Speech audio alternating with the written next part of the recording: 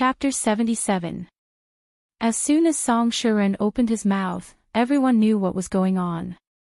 These people were people who made a living on the streets of the capital at night. After Song Shiren's interrogation, these people respectfully confessed that they had seen the Fan family sedan chair leave King Jing's manor yesterday. Instead of returning to the manor, it had gone to the west of the city. Then, in the middle of the night, it had mysteriously been carried back. Fan Xian narrowed his eyes as he looked at the scene. He somewhat admired the Guo family's ability to find so many people who had seen him in half a day. Seeing that he was not worried, Zhen Kuo was a little worried. He lowered his voice and said, "Later, even if you die, you won't admit it. Just say that these people were bought by the Guo family." Fan Xian sighed. Guo Baokuan was indeed beaten, and his injuries were so bad. Did they spend so much money just to accuse me? It doesn't make sense. Zhen Kuo did not expect the young master to consider things from the enemy's point of view, and was stunned for a moment. At this moment, Song Shiren's lips curled into a mocking smile. He looked at Fan Xian. "Master Fan, were you not at the manor last night? Why did so many people in the capital see you but did not return to the manor? Dare I ask, Master Fan, what were you doing in the middle of the night on the streets of the capital? Why are you acting so sneakily?" The capital magistrate, Mei Zhili, frowned at Fan Xian, waiting to see how he would answer. The court was silent. Fan Xian sighed. There was a trace of embarrassment on his face. He smiled awkwardly as if someone had discovered his secret. He quietly replied, "Last night. I spent the night at the Drunken Immortal Tavern." Everyone knew what kind of place the Drunken Immortal Tavern was. Thinking that this young master had spent the night in a brothel, his secretive actions seemed to make sense. The spectating crowd gave a collective "oh" in unison and roared with laughter. Naturally, some of the laughter was mocking Fan Xian. Mei Zhili heard this explanation and let out a sigh of relief. Song Shiren continued to smile. The Drunken Immortal Tavern. May I ask if Master Fan has any witnesses? Si Lily can testify, Fan Xian said awkwardly. Song Shiren paused and suddenly laughed mockingly. Is that so?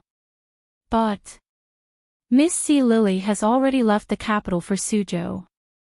This is too much of a coincidence. I don't know if someone is afraid that Miss Si Lily will say something she shouldn't. Fan Xian raised his head and stared at Song Shiren. Only now did he realize that the Guo family had used some unknown method to force Si Lily out of the capital. It seemed that they had been prepared.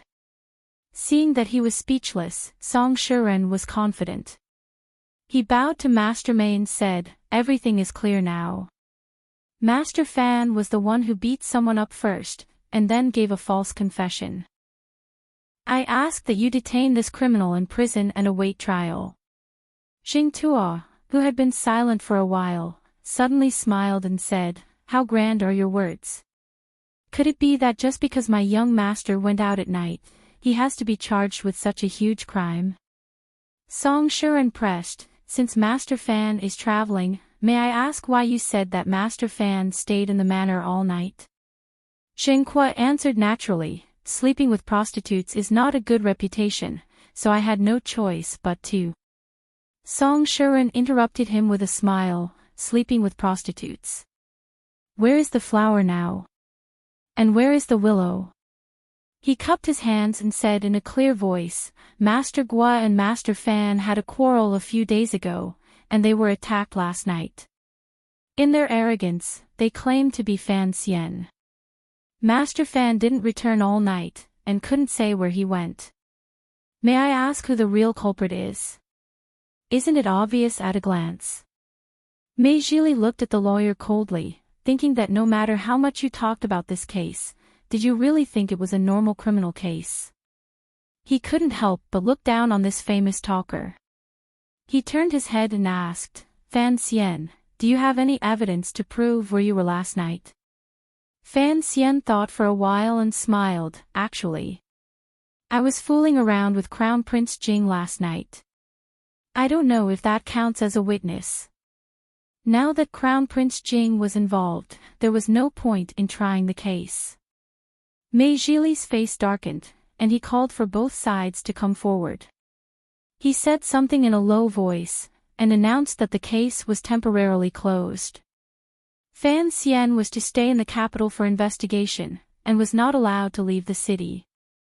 Naturally, the Guo family didn't agree, but the weight of this witness was too great. They had no choice but to go back to the manor and discuss it again. The bystanders of the capital found the case to be so boring. The minister's family and the assistant minister's family didn't make much of a fuss before it ended. They left after a hubbub. When Fan Xian and Jing Tuo walked out of the magistrate's office, they were surprised to find Song Shiren waiting for them outside. Master Fan. Song Shiren smiled and bowed. Fan Xian didn't know what he meant, so he returned the bow. Song Shiren said quietly, I owe the Guo family a favor, so I had no choice but to offend you today. Fan Xian suddenly thought of something and frowned. Did Si Lily really leave the capital? As soon as Song Shiren left the court, he looked at the young master with great respect and said yes. Fan Xian stared into his eyes and asked, Did you do it, or did the Guo family do it? Song Shiren was a little surprised. I thought it was Master Fan who sent her out of the capital. Could it be that you were really at the Drunken Immortal Tavern last night? Fan Xian smiled bitterly. Do you really think I was the one who beat Guo Baokuan? At this time, the case had come to an end, but the words of both sides were still somewhat untrue. After a few words, Song Shiren turned around and got on a soft carriage, leaving the capital government's yamen. Fan Xian looked in that direction and asked curiously, You've already offended them, why bother showing goodwill? Song Shiren is a smart man. Jing Tu shook his head with a smile and said softly, Young master didn't say that you were drinking with Crown Prince Jing. Song Shiren almost scared me to death when he did this. Fan Xian smiled and said, Everyone knows that the court was just a formality. Why are you so nervous? Jing Tuo shook his head and sighed.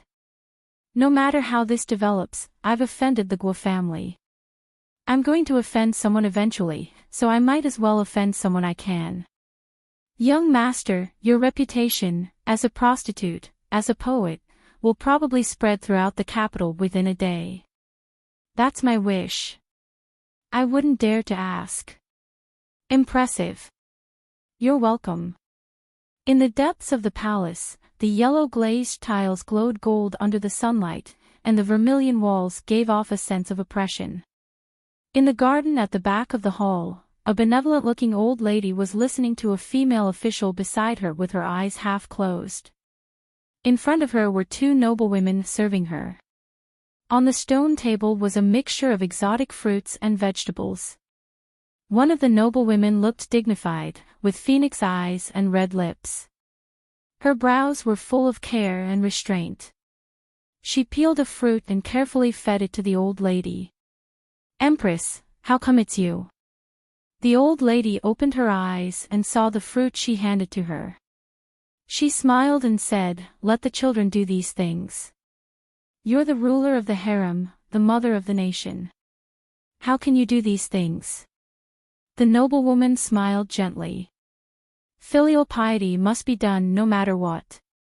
This noblewoman was the empress of the kingdom of Qing, and the old woman she served was the emperor's birth mother, the former King Qing, now the Empress Dowager. But who was the identity of the woman sitting on the other side, who could sit side by side with the empress? There's no need to read, the Empress Dowager said quietly to the female official. You can all leave. All of the palace maids retreated, leaving only two old nannies. The Empress Dowager closed her eyes and rested for a while. She asked, What do you think of the Fan family's poems? The Empress Dowager smiled. I don't know much about words, but it sounds good. The Empress Dowager laughed. It's not just good. That one was full of envy, but the last one was 10,000 miles of sorrowful autumn is always a guest. It's not something an ordinary scholar could write, but... Seeing the Empress Dowager stop talking, the Empress Dowager asked, but what? The Empress Dowager sighed. But there's too much sadness in the sentences. And at such a young age, how could he write something so old? I'm afraid that the child is also a person with little fortune. Hearing this, the other noblewoman who had been silent all this time burst into tears. No one knew why she was so sad. The Empress Dowager hurriedly comforted her. Empress Dowager is just saying that. If Fan Xian really is a person with little fortune, you can just pick out some from your fingernails and give it to him. The Empress Dowager was also annoyed by her crying. Her face was full of displeasure. I only have 3 children. The Emperor doesn't need to say anything. Although Li Ji is playful, he knows his fate. But you've been crying for decades, and you still don't understand. Really? After all, she was her own daughter, and her daughter had been miserable all her life, so she couldn't say anything harsh. The noblewoman sobbed. My child is already a person with little fortune, and the Emperor wants her to marry the Fan family's child with even less fortune. What will happen to her in the future? What if Chen Er's illness doesn't improve? It turned out that this extremely weak, crying noblewoman was actually Fan Xian's potential mother-in-law, the unmarried eldest princess. The Empress Dowager finally couldn't help but scold her. Chen Er's illness is because you, as a mother, didn't give her any good fortune, and now you have the nerve to say such things. What about the Fan family's child? As soon as he said he wanted to give Chen Er good fortune, he brought the child back from Danzhou without a second thought. Not to mention that he's a poor child with no status, but just based on Fan Jian's love for the royal family, you shouldn't say anything bad about the Fan family. The serving girls nearby had long since left, leaving only a few old nannies standing with their hands behind their backs, as if they hadn't heard anything. The Empress Dowager's chest heaved with anger. The Empress Dowager hurried over to rub it. The Empress Dowager moved her hand away. Her tone softened a little. Besides, Chen will have to marry eventually. She's the son of a famous official in the court. Whoever marries her won't necessarily have a good life. This Fan, what's his name again? The Empress Dowager hurriedly reminded her. Fan Xian. Yes, Fan Xian. You heard what he said earlier. He is indeed a talented child. Being a match for Chen Er is not a bad thing. The Empress Dowager took a couple of breaths. And the Emperor has already approved this marriage. What's the point of making a fuss here? Chapter 78. The eldest princess was the former emperor's only daughter. After the current emperor ascended the throne, she was given the title of eldest princess Yong Tao. Ever since King Cheng's time in the palace, the eldest princess had been greatly favored. However, her temperament did not follow the path of arrogance and domineering. Instead, she sank deeper and deeper into the sorrowful waters of a green lake.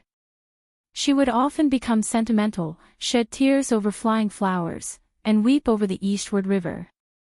Of course, this was a personality trait that she would only reveal in front of those closest to her. She looked at the Empress Dowager bitterly and said, "My brother, the Emperor, could have chosen anyone else but the Fan family. He knew that the Fan family and the Prime Minister, all of you leave first." The Empress Dowager suddenly opened her eyes and lowered her voice to speak in a dignified manner. The housemaids were expressionless and quietly left the room. Slap! A red handprint appeared on the eldest princess's face. She looked at her mother in front of her, her eyes filled with fear. The Empress Dowager gritted her teeth and said in a cold voice, "How many times have I told you not to mention that person in front of me?" You may be shameless, but the royal family is. If you had not protected him with your life, I would have killed that person long ago. All these years, I have never let him see Chin, but I have never placed any obstacles in his way. The Empress Dowager's kindness had long disappeared. Her face was frosty. Because I know that when he wanted to marry you, it was because you were afraid of ruining his future, so you did not marry him. Fine. You wanted to give him a future, so I gave him a future. Now that he is the head of the officials, you should have fulfilled your original wish. However, I will not allow you to have anything to do with him. When it comes to Chin Er's marriage, the Lin family cannot have any say in it. Do you understand? The eldest princess wiped away her tears and tried her best to smile, but her voice was trembling. I understand. The Empress Dowager then turned around and looked at the Empress. The Emperor is busy with government affairs. You should worry about this kind of thing. You should take care of your own children's marriages. However, since the Emperor has promised Chen to the Fan family, you should not interfere. Yes.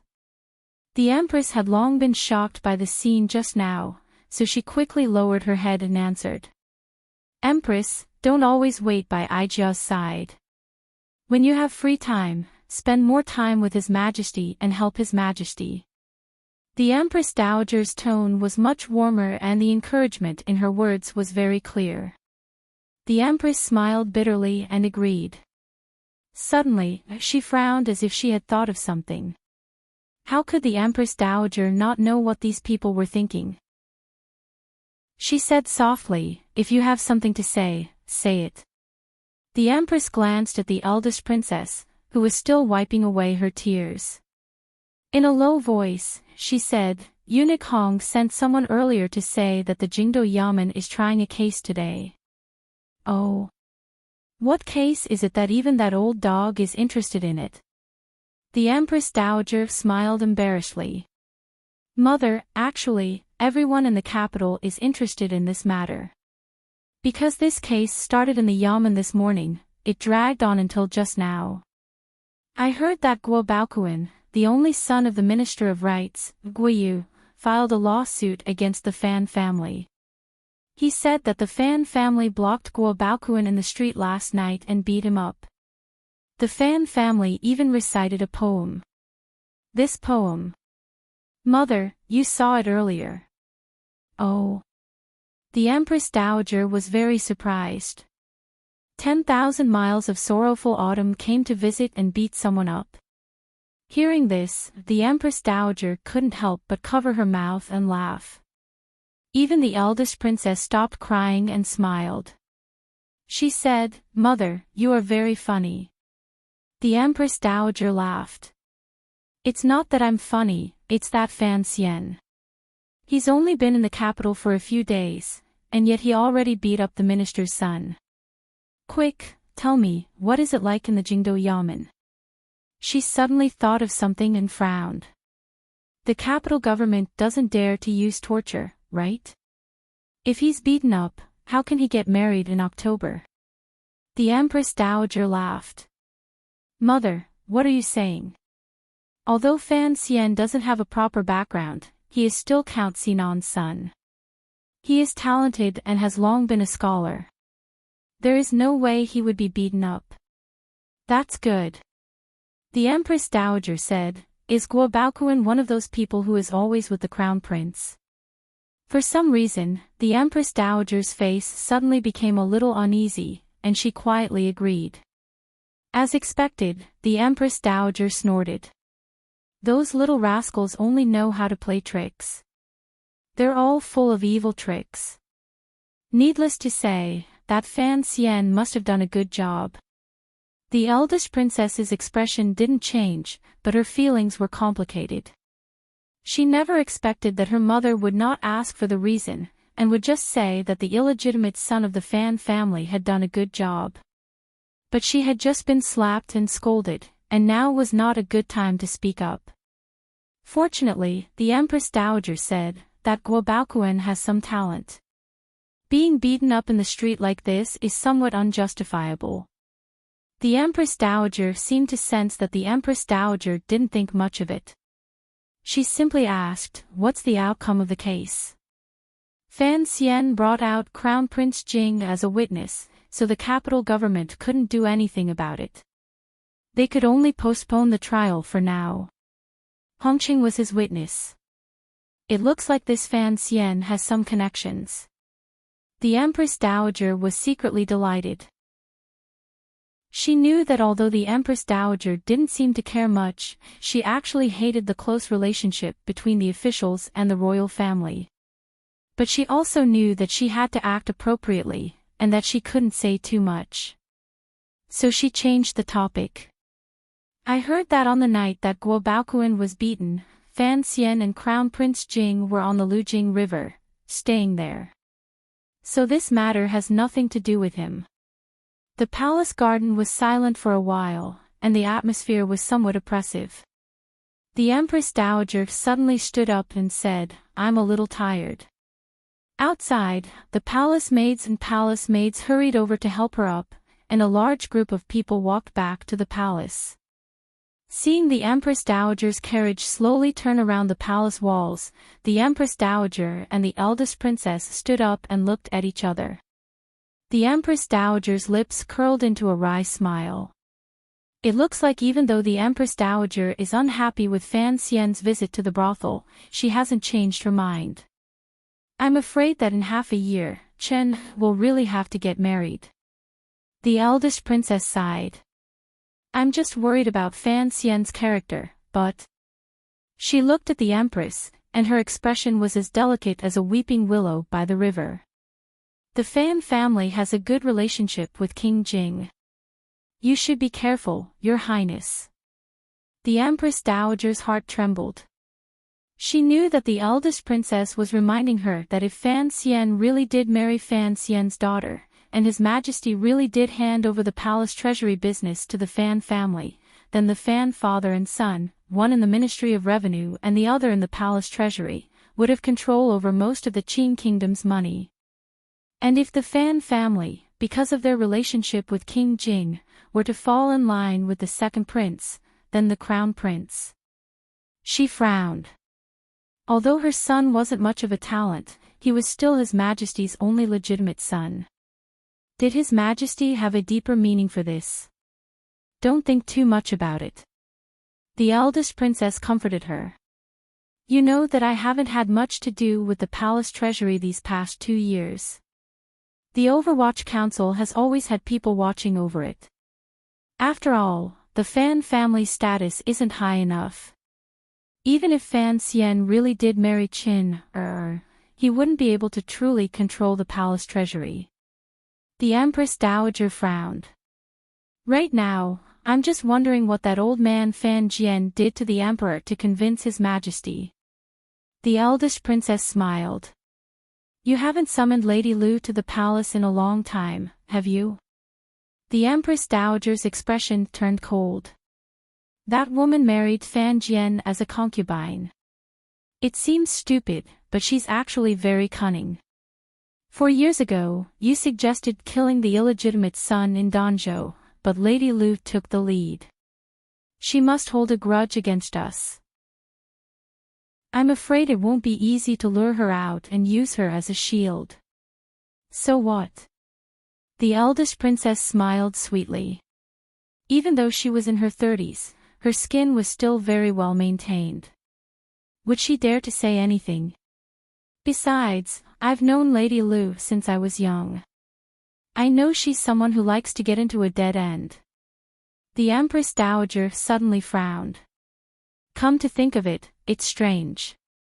Why did His Majesty decide 4 years ago to let the Fan family manage the palace treasury? If it weren't for the urgency of the matter, he wouldn't have had to take such a risk." The eldest princess spoke softly. "My brother the Emperor doesn't like my relationship with you being too good, so he decided to let me leave the palace treasury. Otherwise, he wouldn't have had the directors send someone to guard me from the beginning."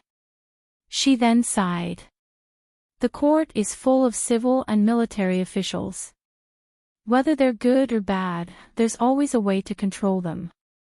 But Director Qin is so loyal to His Majesty that he manages the affairs of the council so well that not even a drop of water can leak out.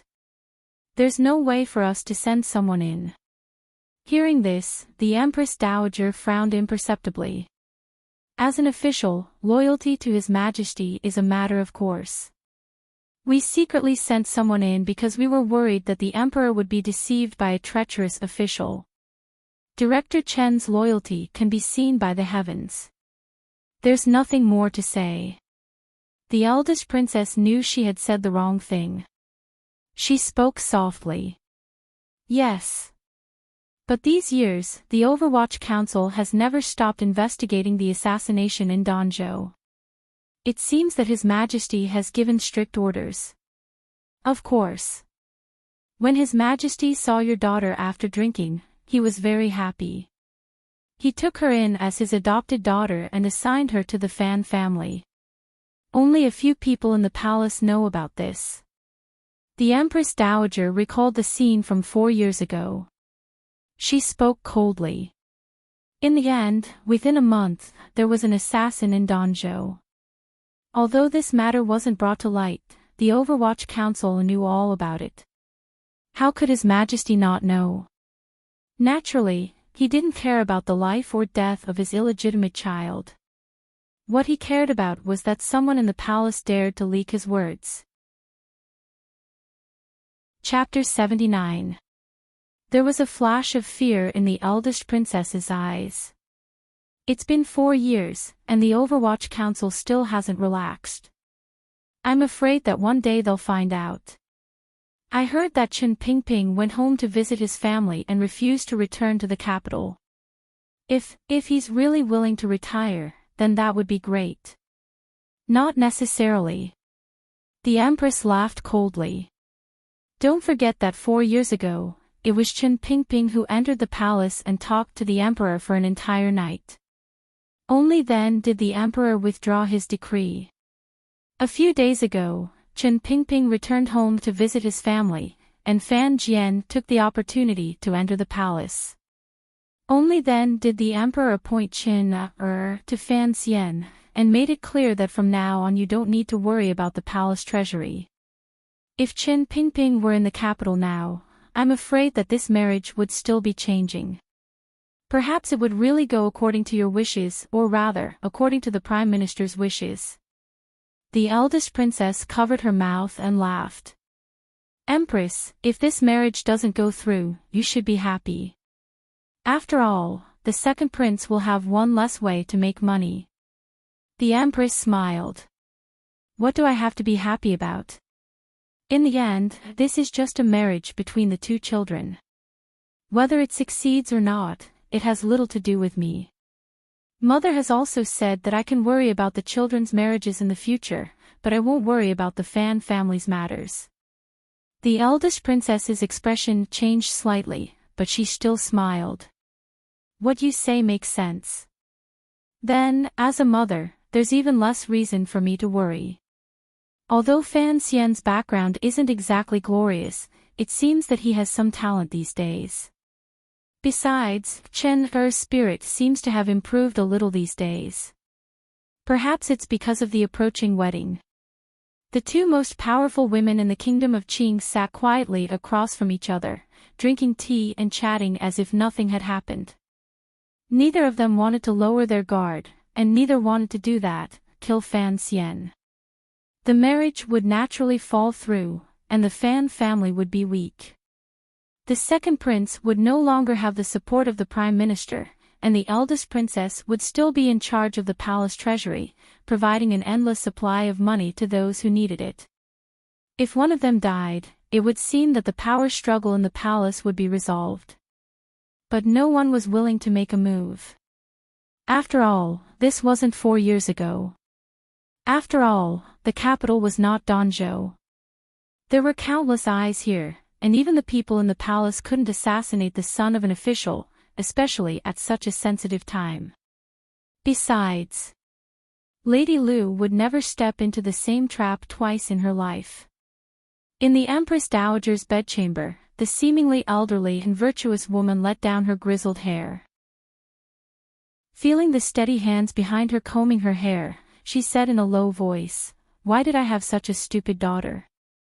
The person behind her smiled. "But you still love the eldest princess the most.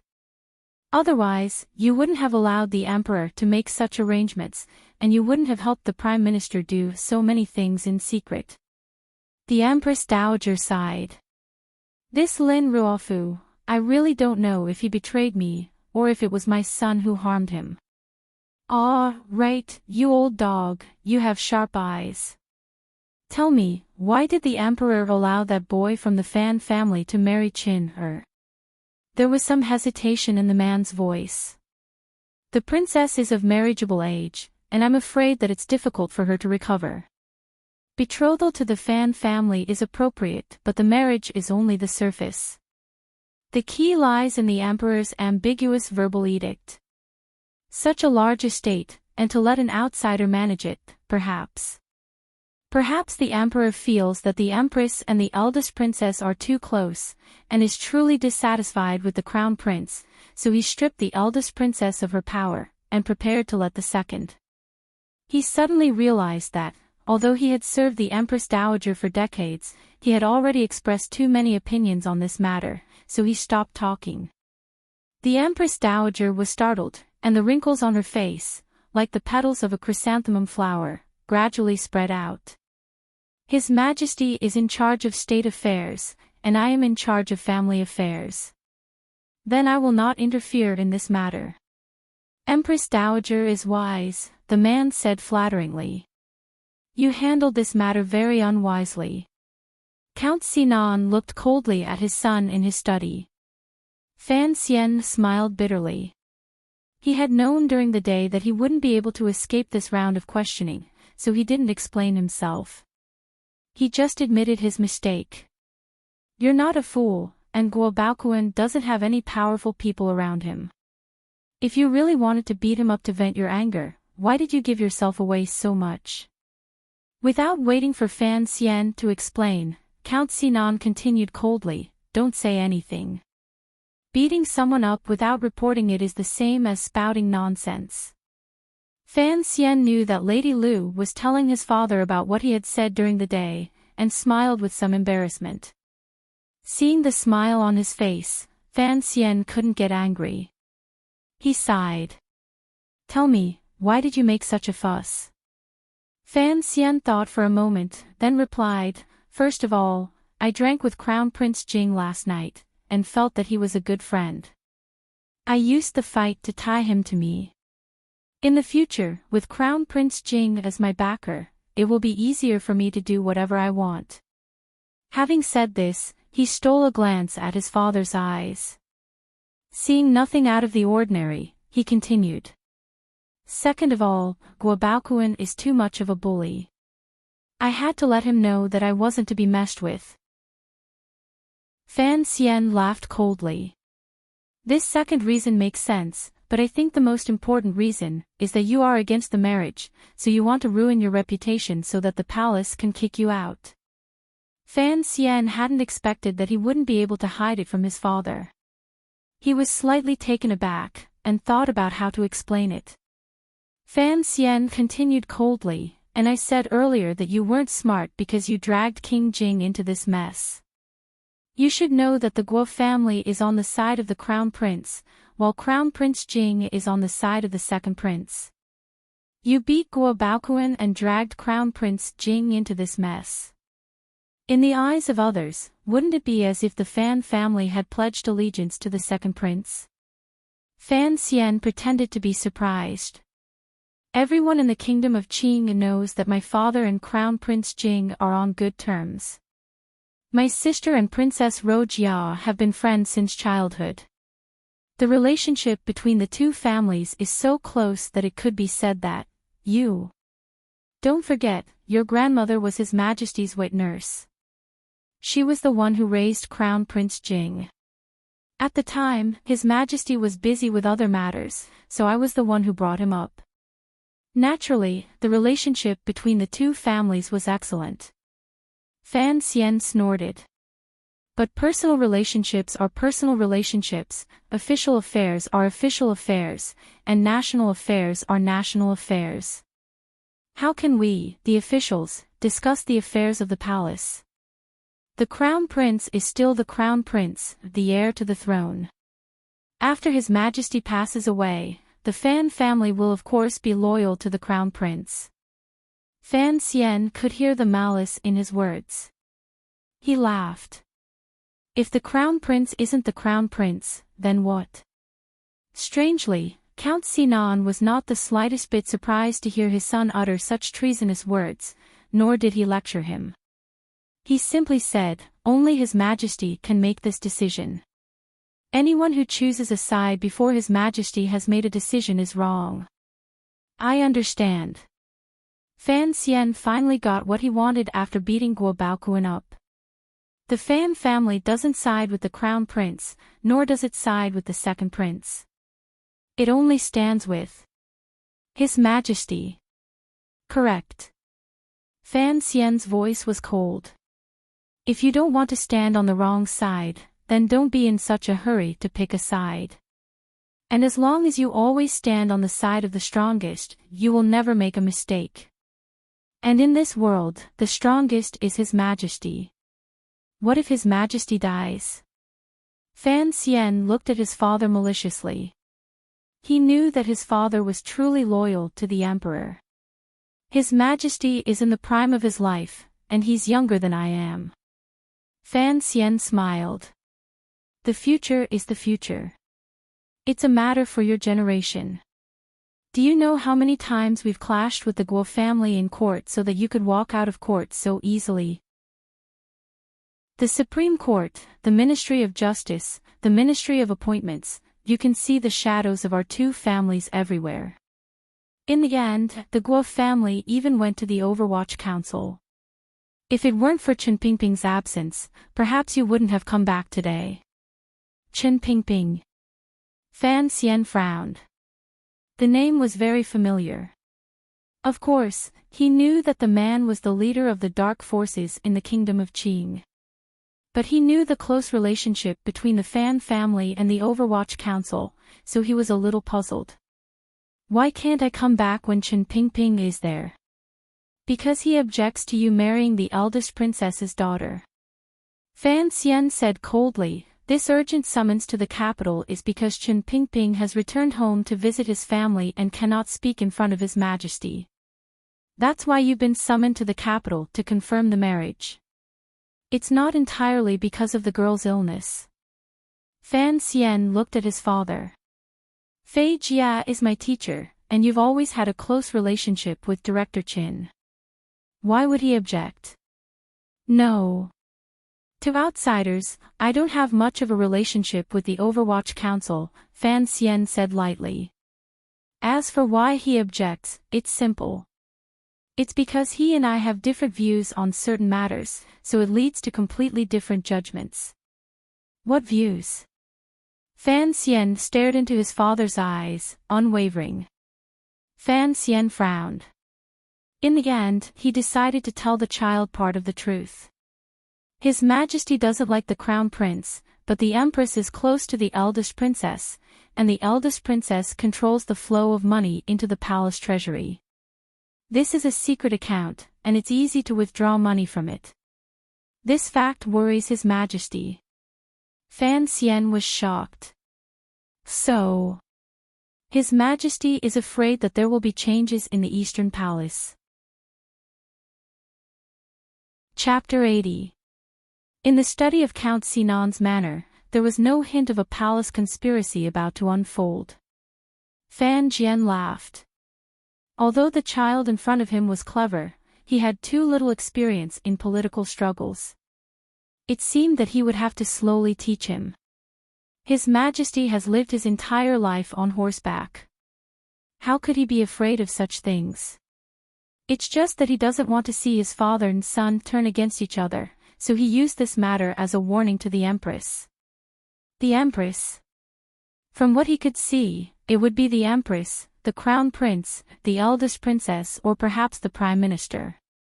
Fan Xian continued to ask, His Majesty should have a better way to resolve this matter. You said before that the Overwatch Council has always supervised the palace treasury.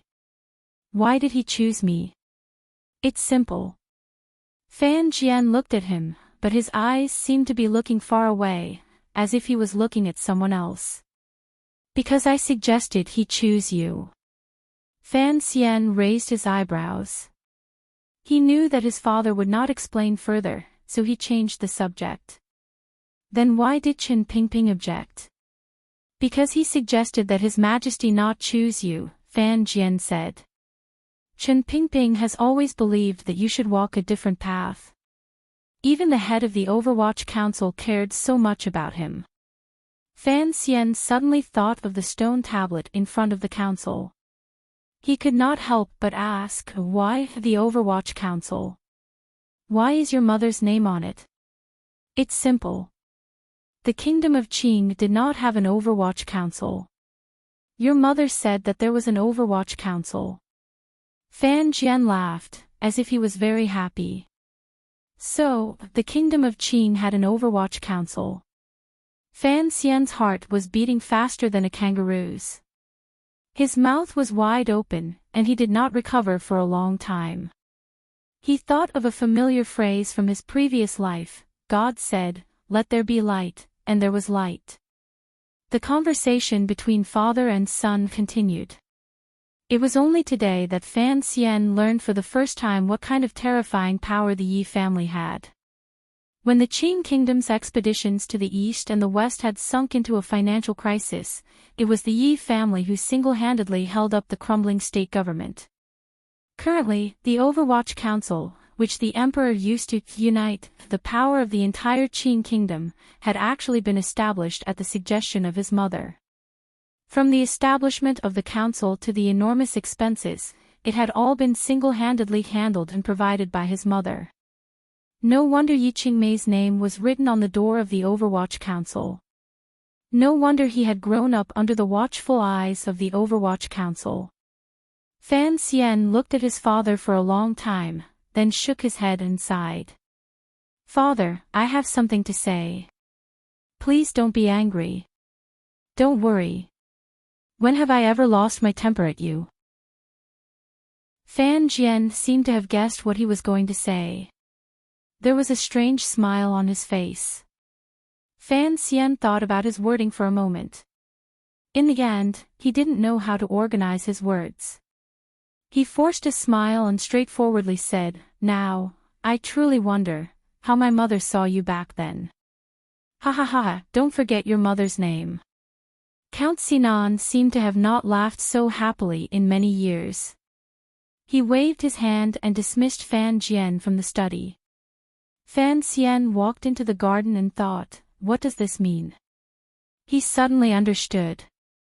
Yi Qingmei, look down on all the men in the world. Father didn't blame you, did he? Fan Ruoruo looked at her brother worriedly. She and Fan Xian did not look like each other. The only similarity they shared was their long eyelashes and fair skin. Fan Xian forced a smile. Blame is not the most frightening part of education. The most frightening part is the long exchange of ideas. Parents always think that they should have an exchange of ideas with their children, but they don't know that this is the most unbearable thing, to be forced to be close to the stale shroud of youth. He was thinking about what he had just seen. As he passed through the reception hall, he saw Fan Xizha impatiently listening to Lady Lu's lecture. Lady Lu only stopped when she saw him. Fan Xian had shamelessly brought Fan Xizha to him. Fan Ruoruo sighed. There's nothing I can do about it. She suddenly remembered the case that had caused such a ruckus in the capital that day. She asked curiously, Brother, you once said that if you do something you don't want to do, you must have a very clear and strong reason behind it. Today, you went to court in the capital. There must be a reason. Fan Xian nodded. Fan Ruoruo didn't ask what the reason was. She only asked, did you get the result you wanted? Fan Xian smiled. I'm satisfied. At least I know where father stands in the court. I know that the Fan family's influence in the court is much greater than I thought. As for the reason, you can guess, I don't know. After all, I can't become a mosquito and eavesdrop on the conversations of the important people in the palace. Fan Ruoro rebuked him. If it's for something like that, there's no need to take such a risk. Fan Xian smiled and explained, in any case, I've made up my mind to beat up that Guo brat. It's good to see how deep the water in the capital is. Hey! I don't understand. Fan Xija, who had been listening for a long time, finally couldn't help but shout. Fan Ruoro smiled and took out a ruler. Fan Xija shouted, you don't understand, and you still want to beat me? Fan Ruoro's smile was oppressive. How many times have I told you to call me brother? I know I'm wrong, brother. Fan Xija was young, but his unscrupulous business mindset made it impossible for him to take a loss. Fan Xian looked at him, amused. I saw your revised plan today, and I think you have some talent.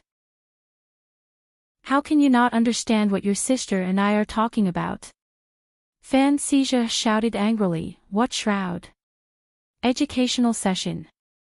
Who knew you had so many weird words, but I understand that last sentence. He said angrily, hey, you're wrong, brother. That bastard Guo bullied me in the restaurant last time. You should have beaten him up. Why did you wait until last night to beat him up? I don't care.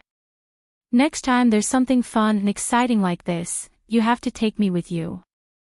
Fan Xian looked at him with a wry smile.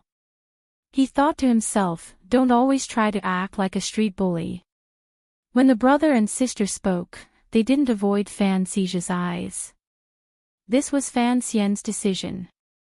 On one hand, it was to let Lady Lu know exactly what he was thinking, so that in the future, they wouldn't get into a fight because of the poor flow of information. It was like the military exchanges between China and the United States in his previous life.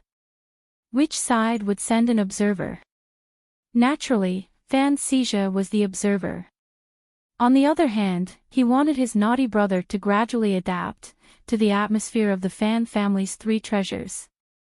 Fan Xian believed that it would subtly influence them to develop certain habits, which would make some people think more positively before making certain decisions. After Fan Xija went to bed, Fan Xian turned his head and asked his sister, have you made the appointment? Fan Ruoro nodded and smiled sweetly. What if someone recognizes us? If the people in the capital knew that you were in such a hurry to see your new wife, I'm afraid they'd all die of laughter, and it might make a lot of people unhappy. Whatever. Fan Xian waved his hand, a little annoyed. I have to confirm this first. Early in the morning, the carriage of the Yi family of the capital's garrison stopped in front of Count Sinan's manor. Yi Ling was waiting anxiously in the carriage. After a while, Fan Ruoro led a sallow-faced, slightly hunched young man out of the manor. Yi Ling's eyes lit up, and she went to greet them. Yi Ling curtsied. Thank you, Miss Fan. She then turned to the hunchbacked young man and smiled. Sir, are you Sir Fei's student? The young man smiled. His sallow-colored skin matched with the wrinkles at the corners of his eyes. He didn't seem to be in good spirits. He cupped his hands in salute. That's right. Thank you, sir, said Yi Ling. The young doctor smiled and replied politely, the patient is important. Let's hurry.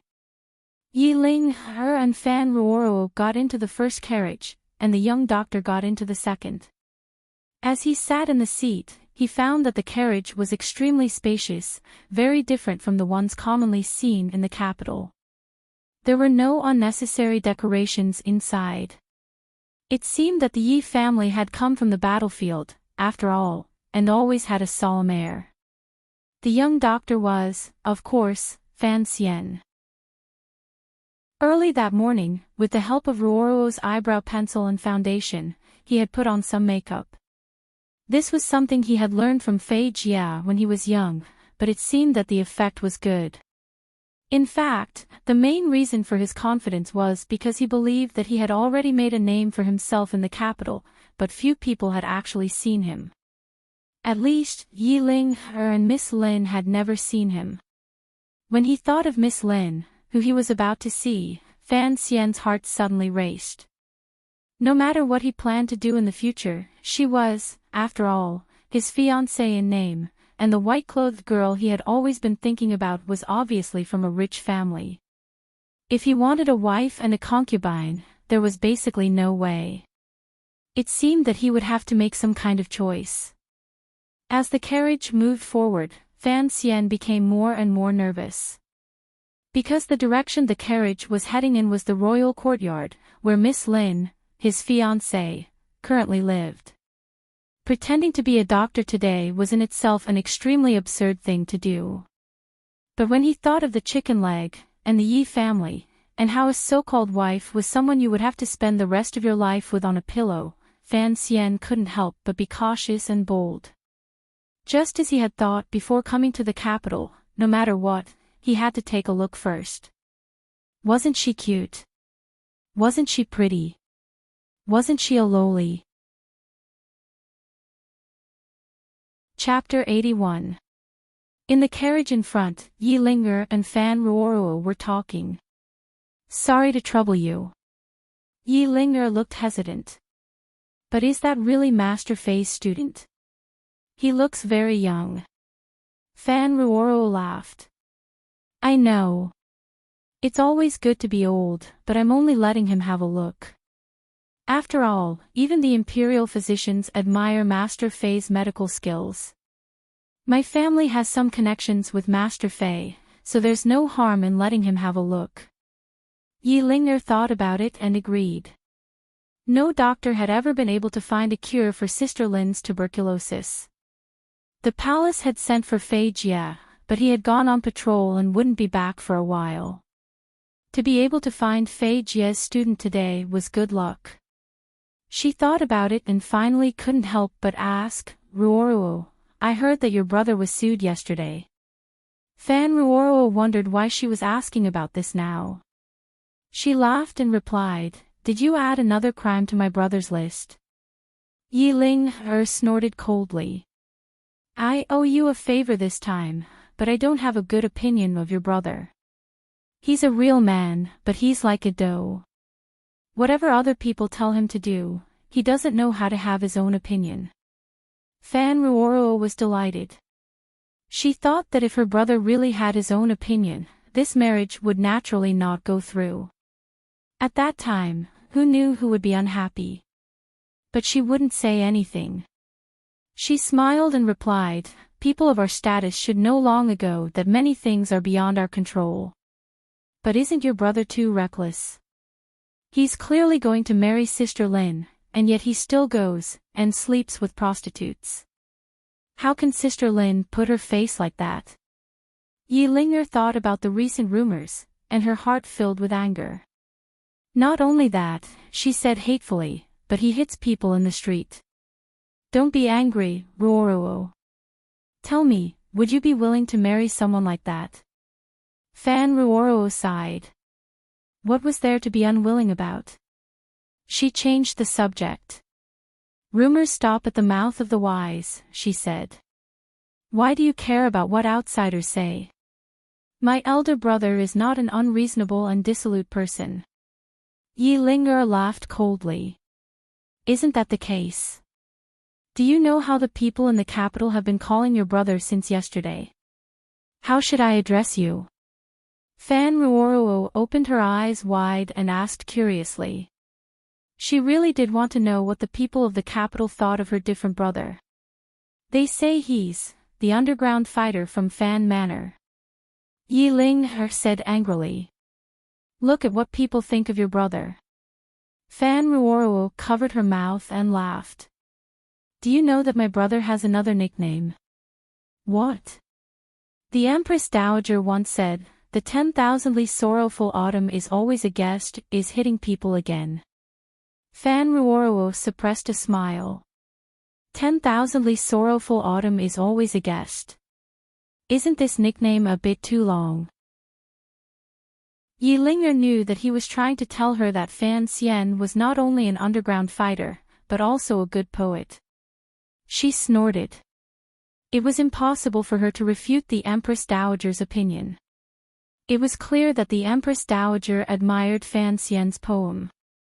The two carriages drove into a quiet courtyard not far from the imperial palace. Outside the courtyard, one could clearly see many palace guards. At their waists were simple but easy-to-draw short knives. After getting off the carriage, Yi Ling'er was about to walk in, but she was stopped by a guard at the gate. "What is it?" Yi Ling'er asked curiously. "Miss Yi," the guard said awkwardly, "it's fine for you to go in." Yi Ling'er was so angry that she laughed. She took Fan Ruoro's hand. "This is the daughter of Count Sinan, a famous and talented woman in the capital." She glared at Fan Ruoro. 10,000ly sorrowful autumn is always a guest. Can't I go in? Whose 10,000ly sorrowful autumn is always a guest? The guard, who could read as many characters as a bull, was dumbfounded. The 10,000ly sorrowful autumn is always a guest was hiding behind Yi Ling'er, smiling bitterly. Yi Ling'er giggled. She felt much better. "I invited a doctor to take a look at my sister today. Are you going to stop me?" The guard turned his head and saw the doctor, who had an unsightly expression on his face and a stooped body. He thought to himself, "My goodness, I'm in such a bad shape, and you still dare to treat the princess." But he couldn't say it out loud. After all, he had to give Miss Yi face. How many guards in the palace did not have some sort of relationship with the Yi family? He smiled bitterly and said, "Miss Yi, if you had told the officials earlier, I definitely wouldn't have dared to stop you, nor would I have stopped this doctor. But I really can't today. You see, the doctor you invited isn't registered in the palace. If you go and treat him now, what if something bad happens?" Fan Xian lowered his head, feeling a little anxious. He had worked so hard to come here, and in the end, he wouldn't even be able to see Miss Lin's face. Would he have to withdraw? He didn't know that this was the fruit of his own sowing, the cause of today's events. The last time he had muddle-headedly barged into the temple of Qing and exchanged blows with Gong Dian, all the guards in the palace had been scolded by Eunuch Hong and the commander. That was why they were so strict. "What nonsense are you talking about? This gentleman is a student of Sir Fei of the Overwatch Council." Yi Ling'er glared at the guard. As soon as the guard heard the words, "Sir Fei," he looked at Fan Xian with respect, and quietly took half a step back. He thought of something and frowned. "Sir Fei's student? I don't think I've ever heard of him." Yi Ling'er had thought of this as well. With Sir Fei's medical skills, his student should be famous. How come she had never heard of him? She turned around suspiciously and looked at Fan Xian. Fan Xian had been prepared for this. He shook his head with a gloomy expression, and pulled out a token from his bosom. The token belonged to the Overwatch Council, and no one could counterfeit it. Perhaps it could be said that no skilled craftsman in the world would dare to counterfeit it. It had been given to Fan Xian by Fei Jia when he was 6, before he left Danzhou. The guard took the token and looked at it. Without any difficulty, he was certain of the young man's identity. He then looked at the gloomy and sallow face of the young man, and understood that he was indeed Sir Fei's student. It would be difficult not to look like this, having been exposed to poison all year round. Now that they had found a guarantor who could bear the responsibility, the guard let them pass. The three of them walked into the quiet courtyard, passing bushes of flowers along the way. A small gravel path stretched out from the bushes, leading to a small building deep in the courtyard. A servant girl invited the three of them upstairs, and then brought them tea. Fan Xian paid close attention to the servant girl's movements, and found that her every movement was measured. It was clear that she had received years of training in the palace.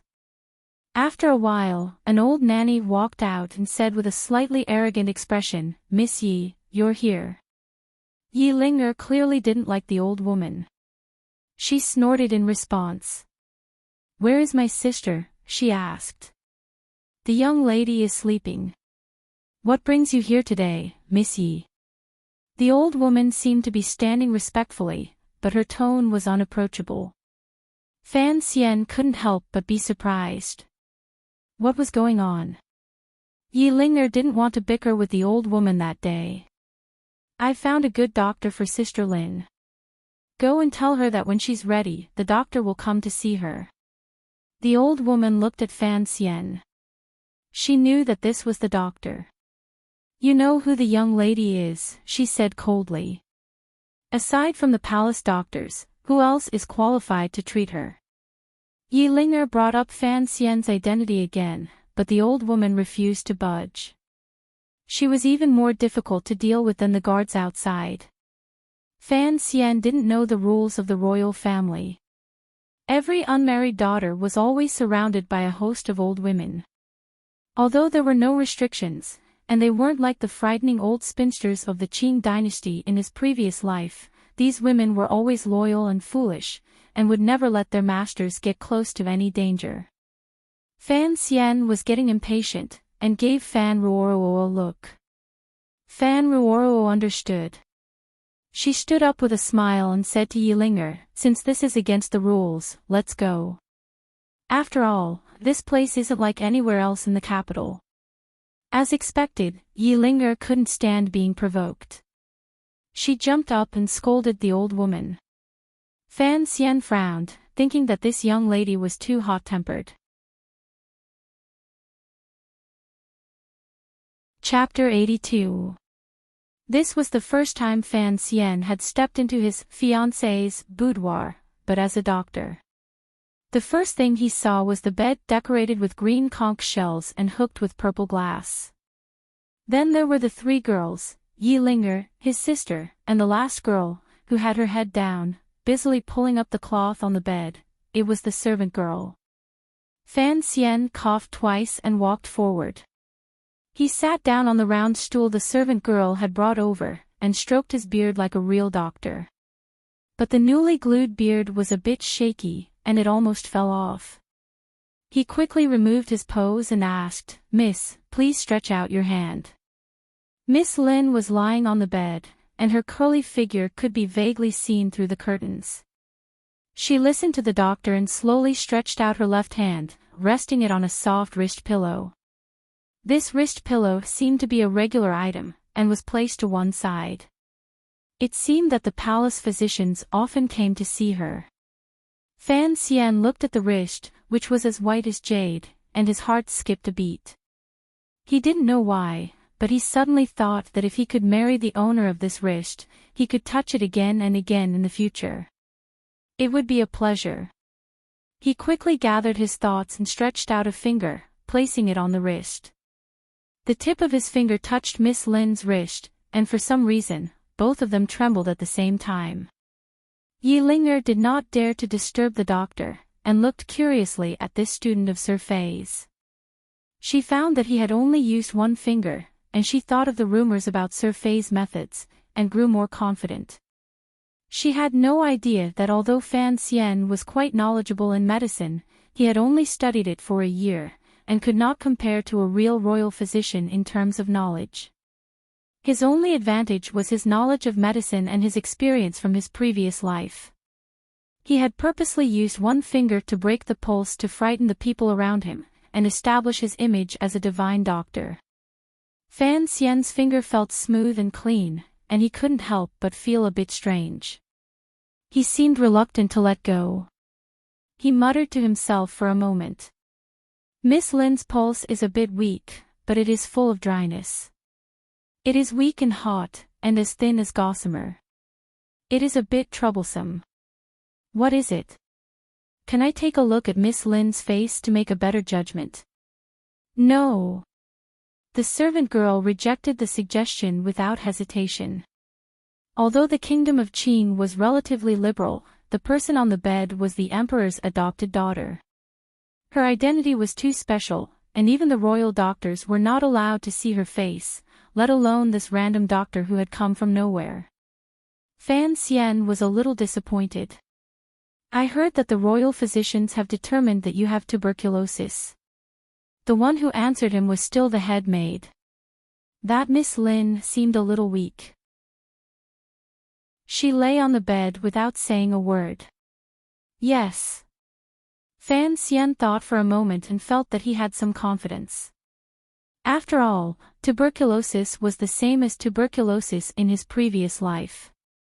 Although he had not brought along a first aid kit like the other great powers, there were still many ways to treat it. So he continued to ask, "Does the lady often feel tired? And he coughs a lot." "Yes." "Are you getting thinner?" "Yes."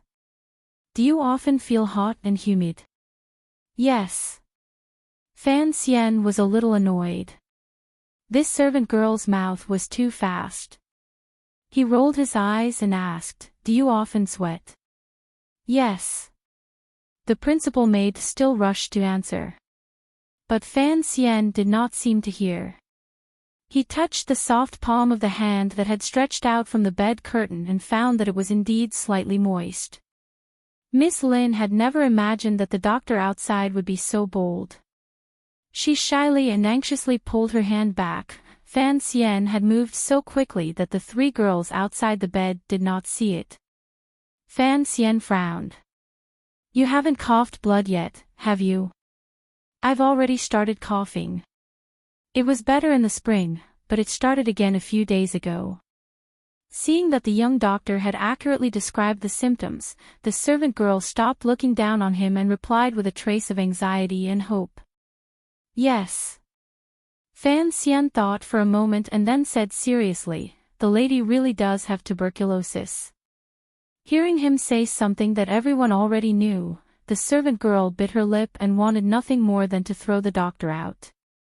Yi Ling glared at him, and Fan Ruoruo felt a little embarrassed and lowered her head. Fan Xian did not care. He stood up and went to the desk to find a pen and began to write a prescription. When he was done, the servant girl took it and looked at it.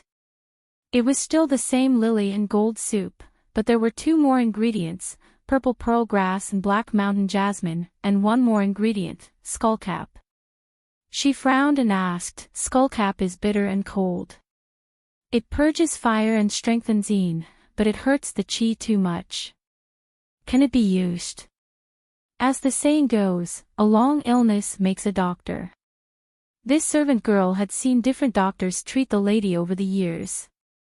She was very familiar with the prescription for tuberculosis, so she could point out the problem immediately. Fan Xian looked at her and couldn't help but feel a little more admiration. He explained, "As long as the patient is healthy, there should be no problem. First, use a strong medicine and then take it slowly." The servant girl looked at him and said somewhat angrily, "The lady has tuberculosis, and her body is very weak. How can she stand it?" Fan Xian smiled and was not angry. Since the lady has already coughed up blood, then the disease is a little serious. She needs to recover first, and then use medicine. Should we use a strong medicine first, or should we recover first? Yi Linger was a little confused. Fan Xian coughed twice. "From now on, give the lady a bowl of goat's milk every day. Remember to drink it raw." This was a folk prescription he had heard in his previous life, and it was very effective. He asked again, "How is the lady's diet?" The servant girl was thinking about the goat's milk when she heard this. She proudly replied, "Every day, she has plain porridge and side dishes. She has never had to endure any meat." Fan Xian was furious. She was already so sick, and yet they were still like this. She was a weak little girl, and yet they didn't let her eat well. That was too much. Seeing the strange looks in his sister and Yi Linger's eyes, he realized that his anger was unreasonable. Given Miss Lin's status, it was impossible for anyone to skimp on her food. There must be some other reason. He laughed self-mockingly and asked, "Why do you eat like this?" The three girls looked at him as if they were looking at an idiot. Everyone in the world knew that tuberculosis patients avoided meat. Fan Xian was not educated to know this, so he stubbornly said, "We must let the lady eat something good. She must no longer avoid greasy meat. She must drink goat's milk, and her daily diet must be more varied. If she can't get used to it for a while, mash a tail of raw yam and coarse barley rice, cook it until it's cooked. Then crush half a tail of persimmon biscuit, mix it well, and drink it. After half a month, use the prescription I gave you earlier." As he spoke, the others frowned. No one dared to listen to him. At this moment, the old nanny who had stopped the three of them earlier walked in with her hands on her waist. She didn't know what she had just done for her to be so exhausted. Her voice was a little weak as she said, "Why did you come in?" The servant girl greeted them with a smile and explained, "This is the doctor Miss Yi invited." The lady agreed to let them take a look. The old nanny was a bit unhappy and said, "The imperial physicians in the palace also come once every 2 days to give a diagnosis. What's so special about this doctor?" The servant girl laughed. "It is indeed a little strange. They have already determined that the lady has this illness, and they want us to prepare delicacies for the lady every day." When the old servant girl heard this, she shook her head furiously. She said that this could not be done. If the lady's illness was delayed, what could they do? After 2 or 3 sentences, her expression changed, and she hurriedly excused herself. A smile flashed in Fan Xian's eyes. He said to the servant girl, "This medicine must be used in conjunction with what I said before, otherwise it will have no effect."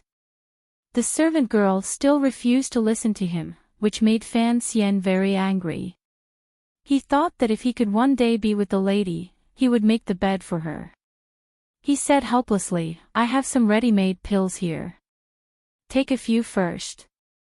If the effects are good, you should believe me. The pills may be good, but the meat must not be eaten." The servant girl was really stubborn. Fan Xian gritted his teeth in anger, but he didn't know what to do. When he coughed up blood, she coughed up blood. When he clenched his teeth, she clenched her teeth. Behind the gauze curtain, the beautiful girl lying weakly on the sick bed heard the doctor's voice outside. She was so anxious that she didn't know what to do. That voice was so familiar. It was clearly the young man she had met in the side hall of the Temple of Qing. She didn't know why he had come to her home, nor did she know how he had become Sir Fei's student, but... Miss Lin's hands tightly gripped the corner of the silk quilt. Her cute white teeth bit her lower lip. She was very excited, and an unhealthy but exceptionally beautiful red stained her cheeks. What should she do? She knew that the person was outside the curtain, but she didn't know how to meet him. She was so worried that her sister loved him to death. Hearing that the conversation outside was coming to an end, and that the owner of the voice was about to leave, the girl finally couldn't take it anymore. She sat up and leaned against the headboard of the bed. Using all her strength, she shouted in a voice as small as a mosquito.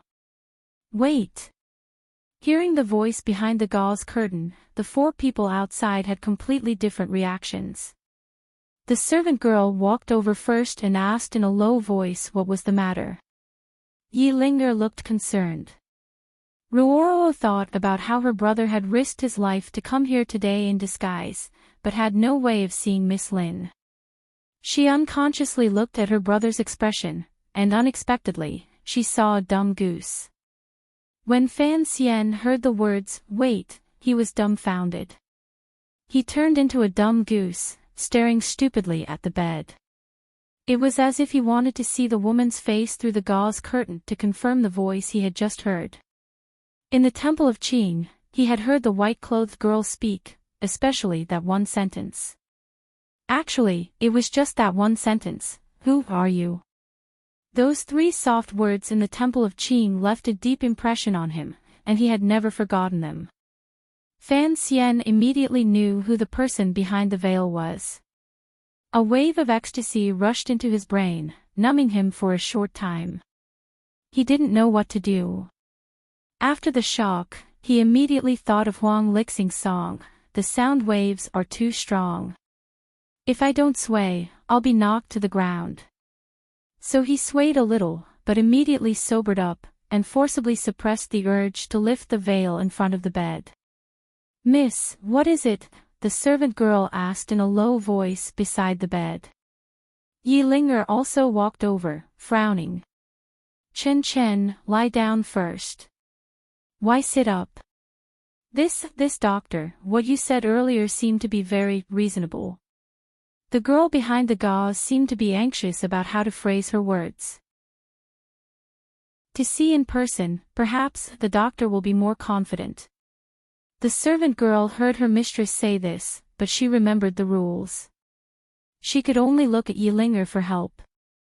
Yi Linger had already begun to doubt Fan Xian's medical skills, so she said a few unnecessary words of advice. But she could not resist Miss Lin's insistence, and her heart ached.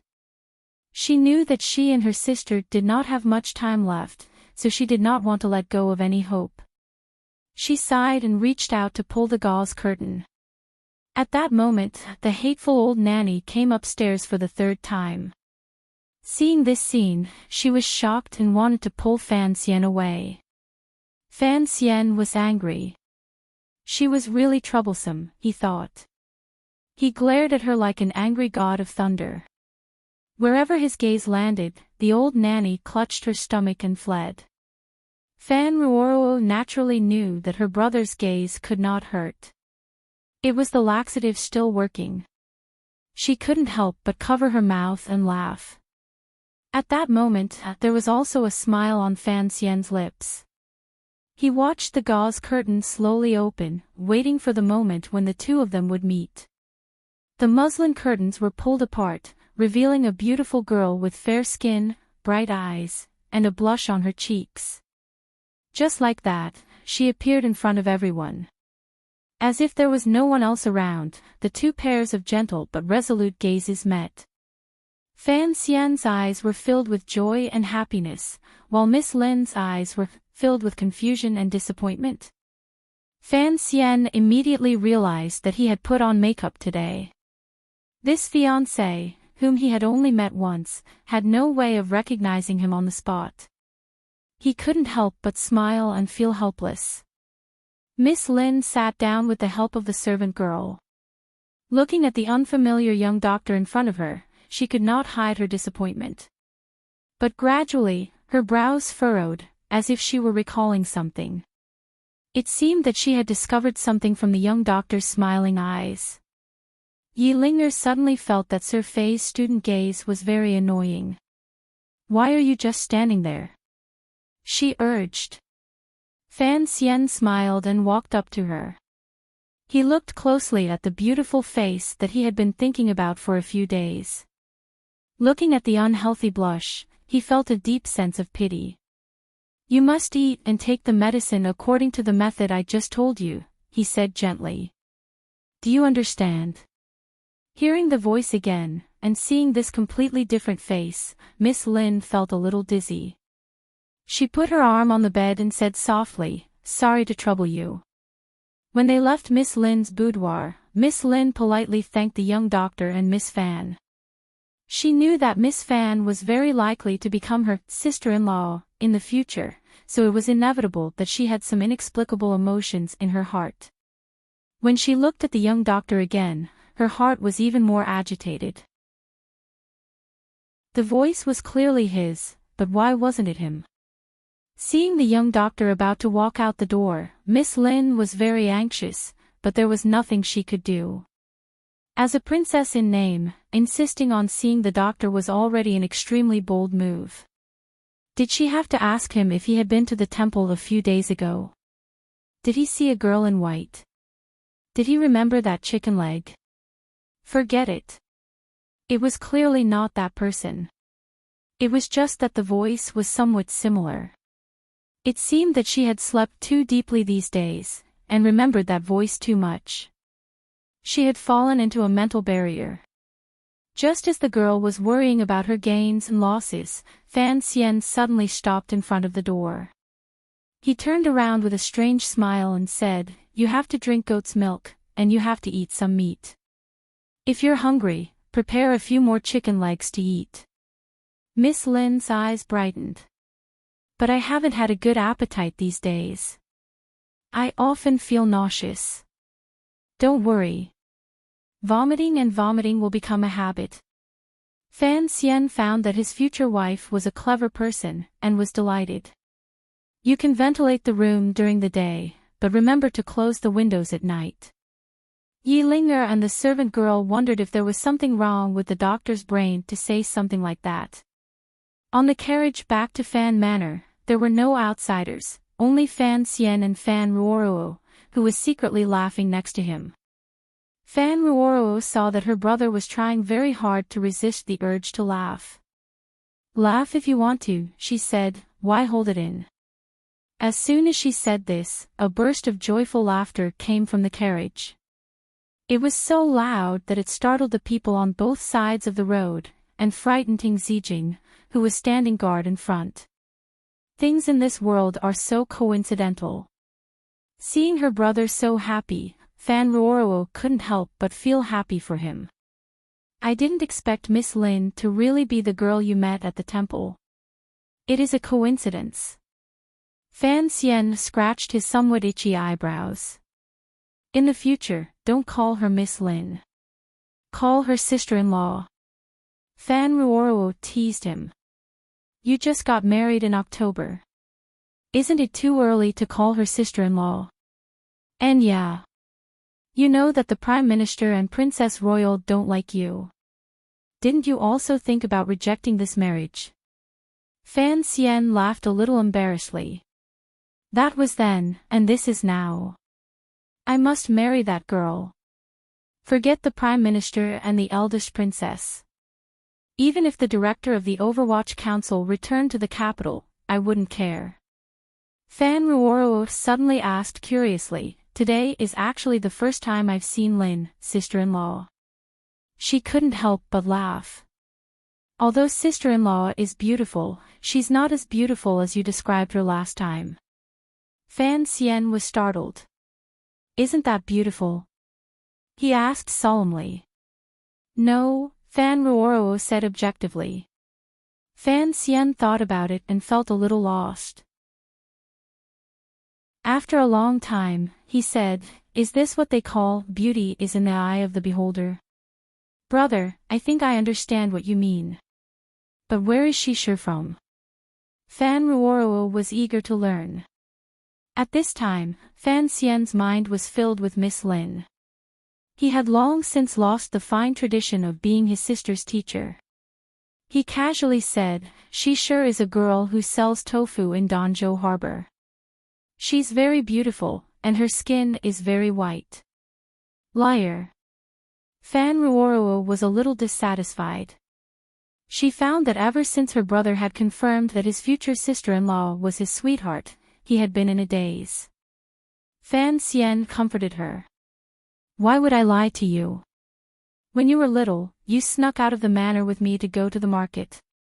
She sold tofu there at the time, but you were too young to remember." Fan Ruoruo was skeptical. Looking back on today's events, Fan Xian felt deeply moved. How is this time travel? This is clearly a romance novel. Miss Lin's surname was Lin Warner, and her nickname was Yi Qin. She had grown up in the palace and didn't have many friends. Her background was a bit strange, so although she knew that her father was the current prime minister, she didn't have many opportunities to meet him. She was closer to her uncle, especially after her uncle had arranged a marriage for her 4 years ago. Even her mother had been deprived of the right to manage her, so she had some relaxed and carefree days. Unfortunately, these days were a bit lonely. Yi Ling'er often went crazy with her brothers in Dingzhou. Even in the capital, it was not convenient for her to enter the palace, so there was no one by her side who she could talk too intimately with. At the beginning of the year, for some reason, her uncle had someone reveal her relationship with her father. At the time, she thought that her uncle was preparing to embarrass her father and force him to resign. Who would have thought that things would turn out differently? Instead, the matter of the marriage, which had been put aside 4 years ago, was brought back to the table. His name was Fan Xian, and he was the illegitimate son of the Minister of Revenue in Danzhou. A bitter smile appeared on Lin Wanner's lips. It seemed that he had also had a hard life. He had never seen his parents since he was young. But why did he insist on her marrying him? Could it be that her identity was so dishonorable that she had no choice but to marry Fan Xian? She wondered what Fan Xian looked like. Lin Wanner couldn't help but think of the doctor during the day. A smile rose to her lips, and she covered her mouth as she laughed. That man was really funny. He had thought of a way to sneak into the side courtyard. This was a side courtyard of the royal family, and it was heavily guarded. How did he do it? Pretending to be Sir Fei's student? What a daring man. But then she remembered that this man had come with Miss Fan. Could it be that he had some sort of relationship with Fan Manor? Then he must know about her marriage to that young master of Fan Xian. Heavens! If he knew about this, why did he come to see me? Why did he say those things to me? 2 blushes appeared on her cheeks, and they were as beautiful as the clouds. The servant girl who was making the bed looked at the princess, who was leaning against the headboard. She couldn't help but be a little dazed. She giggled and asked, "Miss, what are you thinking about?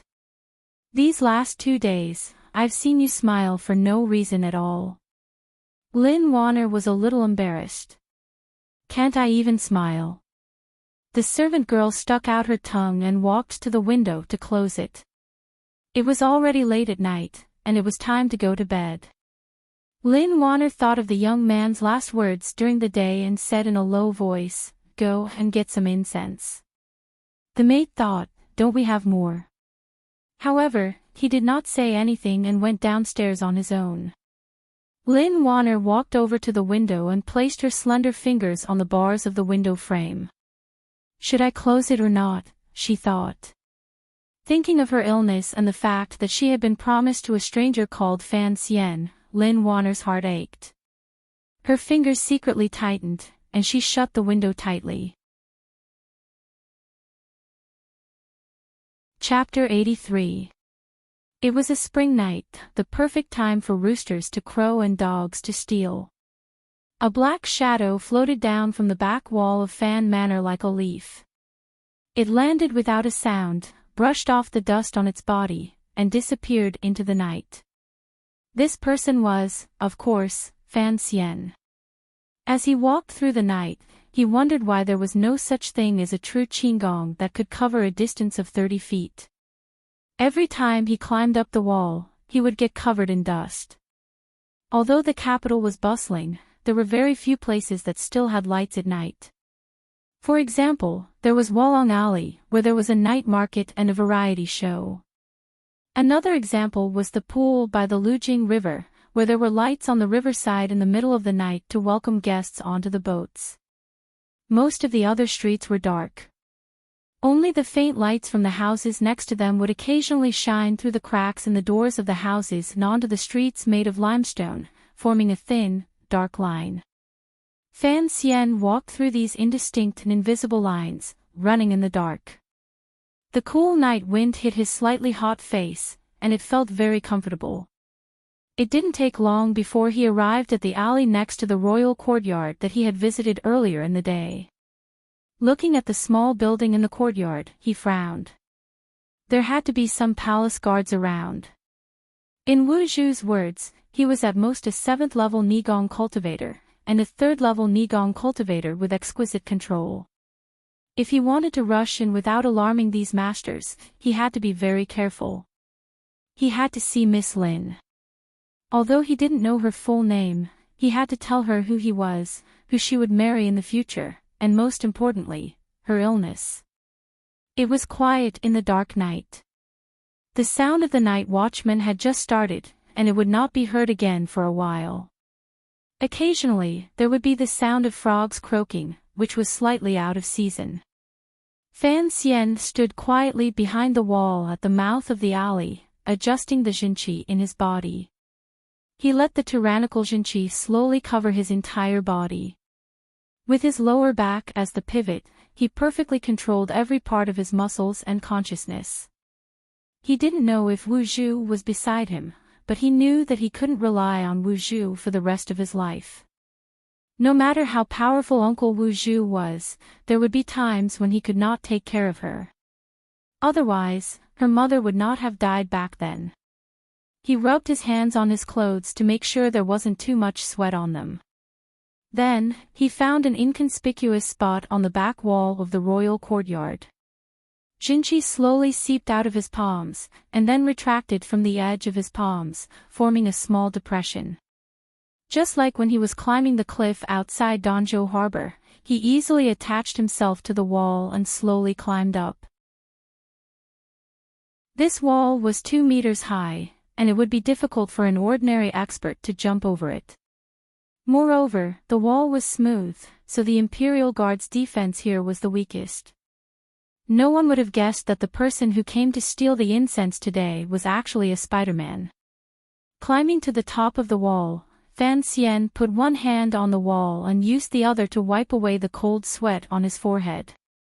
He thought, why did he have to take such a big risk just to see his wife?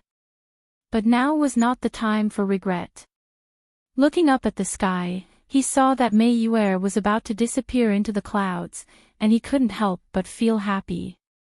The silver light suddenly dimmed, and with a whoosh, Fan Xian had already landed silently in the garden.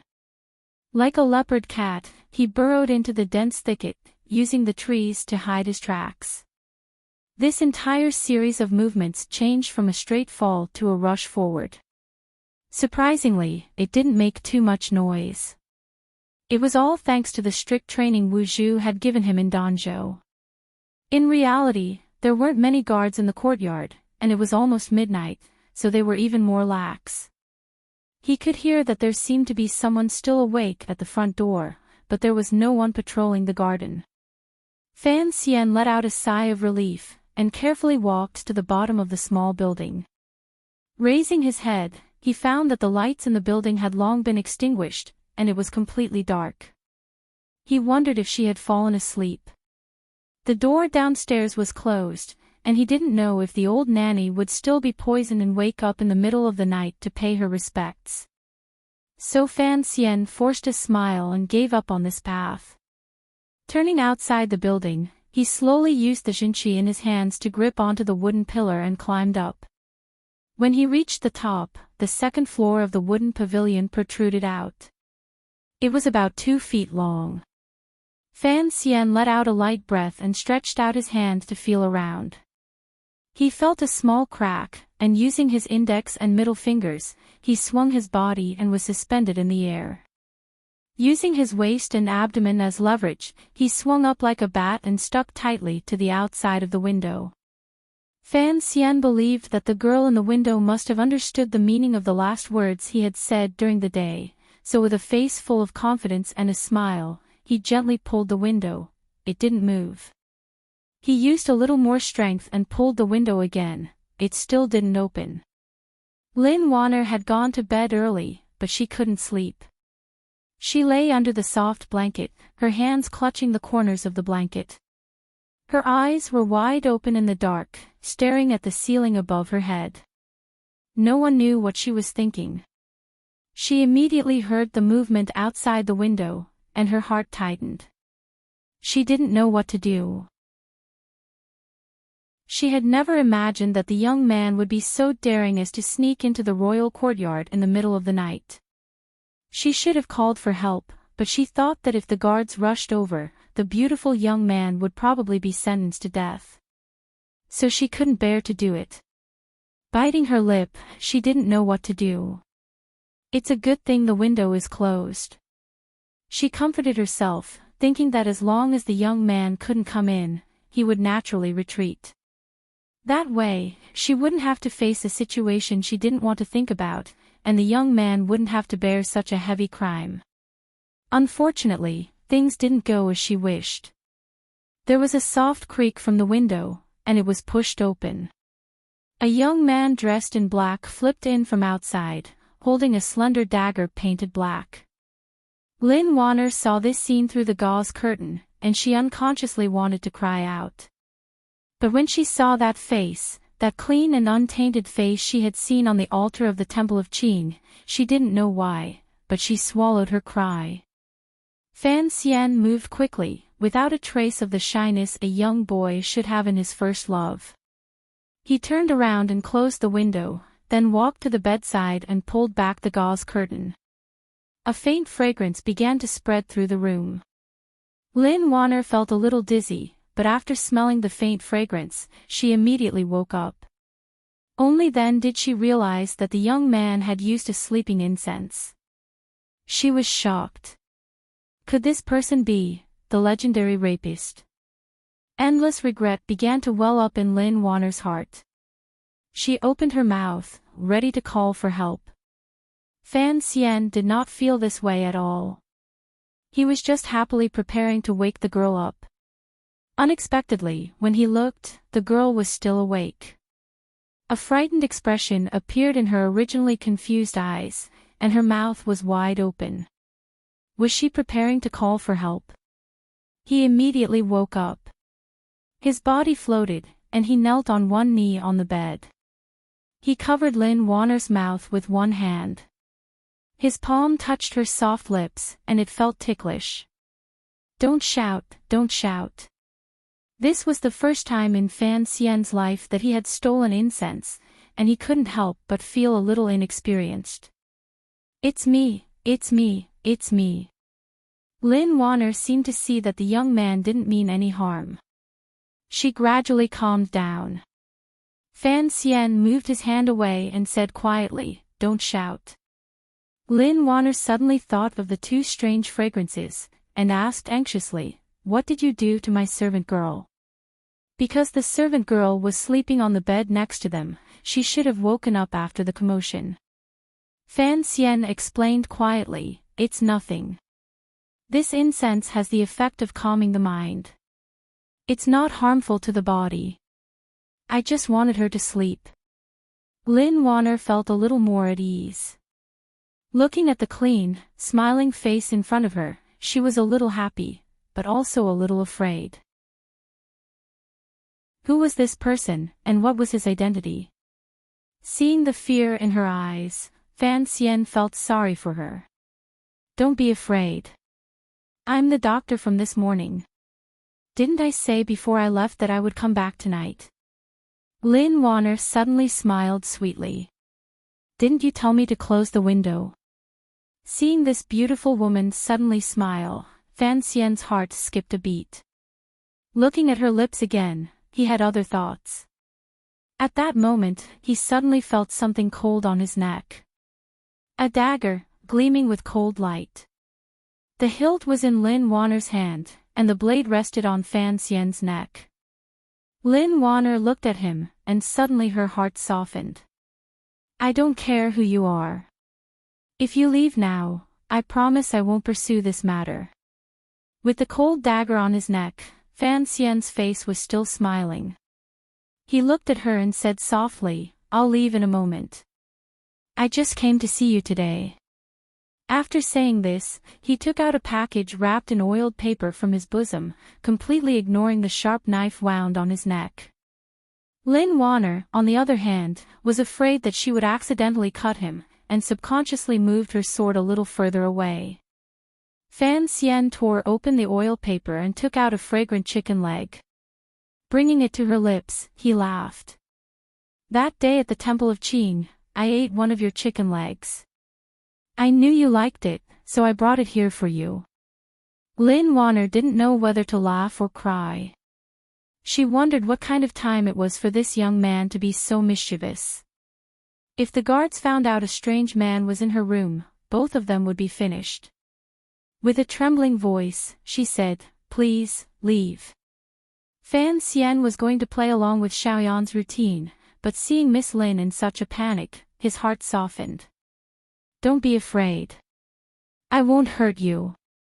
As soon as he said this, he felt something was wrong. Why did it sound like the lines of the rapists in the wuxia novels of his previous life? As expected, Lin Wanner's expression changed. She put the dagger to his neck and said in a trembling voice, "I don't care who you are. If you try to insult me with words, I'll cut you." Fan Xian realized that sneaking into a woman's room was indeed something that would ruin her reputation. But looking at Miss Lin's determined expression, he couldn't help but wonder if she was going to murder her husband. Chapter 84. I've been thinking about you a lot these days. Fan Xian ignored her and continued, "Ever since I saw you at the Temple of Qing, I've been wanting to see you." Lin Wanner was embarrassed. "What nonsense are you talking about?" She gritted her teeth. "I'm already engaged. Besides, how could you sneak into a girl's room in the middle of the night? That's impudent and rude. You're engaged to the Fan family." "I know." Fan Xian looked at her with a smile. Lin Wanner thought of the first time she met this young man. She thought of the complicated feelings they had when they looked at each other in silence. She felt a pang of pain in her heart. "Since you know, why haven't you left? Do you really want someone to kill you?" Fan Xian stopped teasing her. He looked at her and said seriously, "I am Fan Xian." The deathly silence went on for who knew how long. Fan Xian felt a little awkward. He saw a tear fall from the corner of Lin Wanner's eye. She quickly wiped it away and said in a low voice, "Mister, please behave yourself." Fan Xian smiled bitterly. "I'm telling the truth. What do I have to do to make you believe me?" Lin Wanner looked at his face. After a long moment of silence, she said in a low voice, "You are Mr. Fan." Fan Xian smiled and nodded, but Miss Lin still had a look of disbelief on her face. The moon in the sky had long since broken free from the shackles of the clouds, revealing its bright and beautiful face. Its faint light shone on the earth, and some light shone through the window, illuminating the man and woman on and under the bed. "It really is me," Fan Xian said softly. Wanner couldn't believe what she was hearing. Her emotions were in turmoil, and she couldn't help but start coughing. She didn't even know where the sword in her hand had gone. As she coughed, she asked, "You're the Fan family's underground fighter?" Fan Xian couldn't help but laugh. Seeing how weak she looked, he felt sorry for her and reached out to hold her wrist. He passed some jinqi into her body and carefully adjusted her pulse. Hearing the words, "underground boxing," he laughed bitterly. "I only did it twice." Lin Wanner gradually began to believe him. Happiness appeared on her face. She asked again, "You are the 10,000 sorrowful autumn guest?" Fan Xian continued to smile bitterly. "I wrote it in a hurry. It doesn't count, it doesn't count." Wanner's eyes gradually brightened. You, it's really you." Fan Xian wanted to go crazy. He wanted to cry but had no tears. "Today, I came with my sister. If I wasn't Fan Xian, how could my sister help a strange man visit her future sister-in-law?" Lin Wanner thought he was right. She covered her mouth and laughed, but then she thought of another problem. "So you went to the temple last time to see me?" she asked angrily. When she thought about how this young man had kept everything in the dark, Lin Wanner was incomparably angry. It was this hateful fellow who had caused her to worry about her gains and losses these past few days. She had even thought about all those impolite things. She wanted nothing more than to beat this young man up. Fan Xian looked at her expression and knew what she was thinking. He quickly explained, I swear to God, when I first met you in the Temple of Qin, it was a coincidence. I didn't know who you were until I saw you this morning. He looked at Lin Wanner's beautiful face with a smile and said softly, this is all fate. Lin Wanner shyly lowered her head and pulled her wrist from Fan Xian's grasp. Then why did you come with Sister Fan to see me today? She asked in a low voice. Fan Xian was startled. Was he supposed to tell her that after he cured Miss Lin, he was going to elegantly run away from the marriage? He wouldn't dare say that even if he was beaten to death. He could only softly reply, I heard that Miss Lin's health wasn't good, and I couldn't see her, so I came to see her in secret. How could I have known that it was the chicken leg girl I met in the Temple of Qing? Lin Wanner lightly spat. Why did he have to call her by her name so badly? Fan Xian smiled and pointed at the chicken leg next to him. Do you want to eat it now? He asked. Lin Wanner couldn't help but cover her mouth and laugh. Go ahead. I'm not that greedy. Fan Xian's ears suddenly twitched. He heard someone get up from downstairs. It seemed they were about to come upstairs. He frowned. Someone's coming. Lin Wanner panicked. Even if he was her future husband, if someone saw him, how could she face others? She pushed him. Then get out of here. Fan Xian had worked hard for half the night. How could he just leave like that? With a smirk on his face, he flipped over and crawled under the covers. The bed was huge, and the covers were huge. The room was dark, so if someone were to look from outside, they wouldn't be able to see anything out of the ordinary. Realizing that Fan Xian had crawled under the covers, Lin Wanner turned pale with fright. But before she could do anything, she heard someone coming up. It was the old nanny who had had diarrhea during the day. Lin Wanner was embarrassed and anxious. She slid under the covers and turned her body to the outside, pretending to be asleep. The old nanny looked around and didn't see anything out of the ordinary. She mumbled a few words and felt a little dizzy. It seemed she was sleepy again, so she turned around and went downstairs. Lin Wanner elbowed behind her. She lowered her voice and said shyly, she's gone. Hurry up and get out. It wasn't easy to get a kiss. Fan Xian, who was thanking the old nanny for the first time, had no reason to leave right away.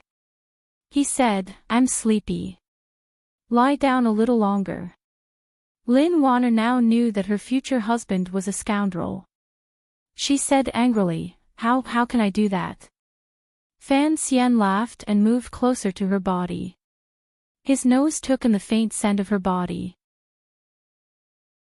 He felt relaxed and happy. Why not? This, if word gets out, how can I face others? Lin Wanner shyly buried her head in the covers. Feeling the heat behind her, she moved forward a little. Fan Xian sighed. He was afraid that the girl would be so scared that she would move out of the bed. That would be a cold. He could only get up. Full of desire, he sat down on the edge of the bed and held the girl's slightly cold hand. Lin Wanner struggled, but couldn't break free. She let him be, thinking that as long as he wasn't lying on the bed, it was already a great blessing. Fan Xian looked at her slightly closed eyes and said quietly, I've realized that my luck in this life has been too good. Lin Wanner opened her eyes curiously and looked at him with her clear and bright eyes. I fell in love with a girl. But before I fell in love with her, she was already my fiancée. For something like this to happen, doesn't that mean I'm very lucky? Fan Xian explained with a smile. His elegant face was full of joy. Lin Wanner asked curiously, If what? Forget it. It's nothing. Lin Wanner bit her lower lip and suppressed the doubts in her heart. There's something else I need to talk to you about. Fan Xian looked at the faint traces of sweat on her forehead and said with heartache, what I said during the day was true. Right now, you have to take good care of your body. Clear porridge and small dishes are good for your stomach, but for tuberculosis, they are of no help. The girl had been pleasantly surprised today, and her crystal heart had long been trembling. When she heard the word tuberculosis, she immediately thought of her own illness, and instead became depressed. Her emotions were agitated, and her face darkened. She said sorrowfully, "The royal doctors have taken a look and said that this illness is not easy to treat. Although it's just tuberculosis, it won't kill people, but, if I really am with you in the future, I'm afraid it will tire you out." Fan Xian suddenly looked at her seriously. "Sheep's milk, chicken drumsticks, the medicine I prescribed, and the pills I left for you in a bit. Take them slowly according to the method I told you, and your body will definitely recover." Lin Wanner sighed. The royal doctors can't cure it. They can only drag it out year by year. Fan Xian smiled. "Of course my medical skills are not as good as the royal doctors. Even if my teacher were in the capital, I'm afraid he would only use some unorthodox methods. Your status is noble, and I'm afraid the nobles in the palace wouldn't dare use them. But the diet I mentioned is something the royal doctors can't think of. Plus, as long as you recover, when my teacher returns to the capital, he will certainly be able to get his hands on a lot of precious herbs. When that time comes, there will be hope for your illness. Diagnosis and treatment are one part of it, and medicine is another. Don't be fooled by the countless rare herbs in the palace, but the truly good ones are probably not as good as my teacher's collection." Hearing his earnest words, Lin Wanner was moved. "Thank you for your trouble, Master Fan," she said quietly. Fan Xian was surprised. Why did she have to be so formal? After all, he didn't understand a woman's mind. Once she confirmed that the man in front of her was her future husband, Lin Wanner's words naturally became more reserved. This was a woman's characteristic. He was a little surprised. "You still call me Master Fan?" he asked with a smile. Lin Wanner was curious. "What should I call you?" Suddenly understanding what he meant, she blushed and turned away from him. In a voice as small as a mosquito, she said, "That we'll have to wait until after we are married, then I'll change it." "What I mean is, you can call me Brother Fan," Fan Xian said, stifling a laugh. Lin Wanner realized that she had been tricked. Embarrassed and angry, she wanted to reach out and hit him, but then she remembered that she had only met this man twice, and that he was still a stranger. She hesitantly stopped. Fan Xian looked at her thin shoulders. "After we are married, let's go to the Tsang Mountains. It's higher up there, and there are hot springs. It's the best place for you to recuperate."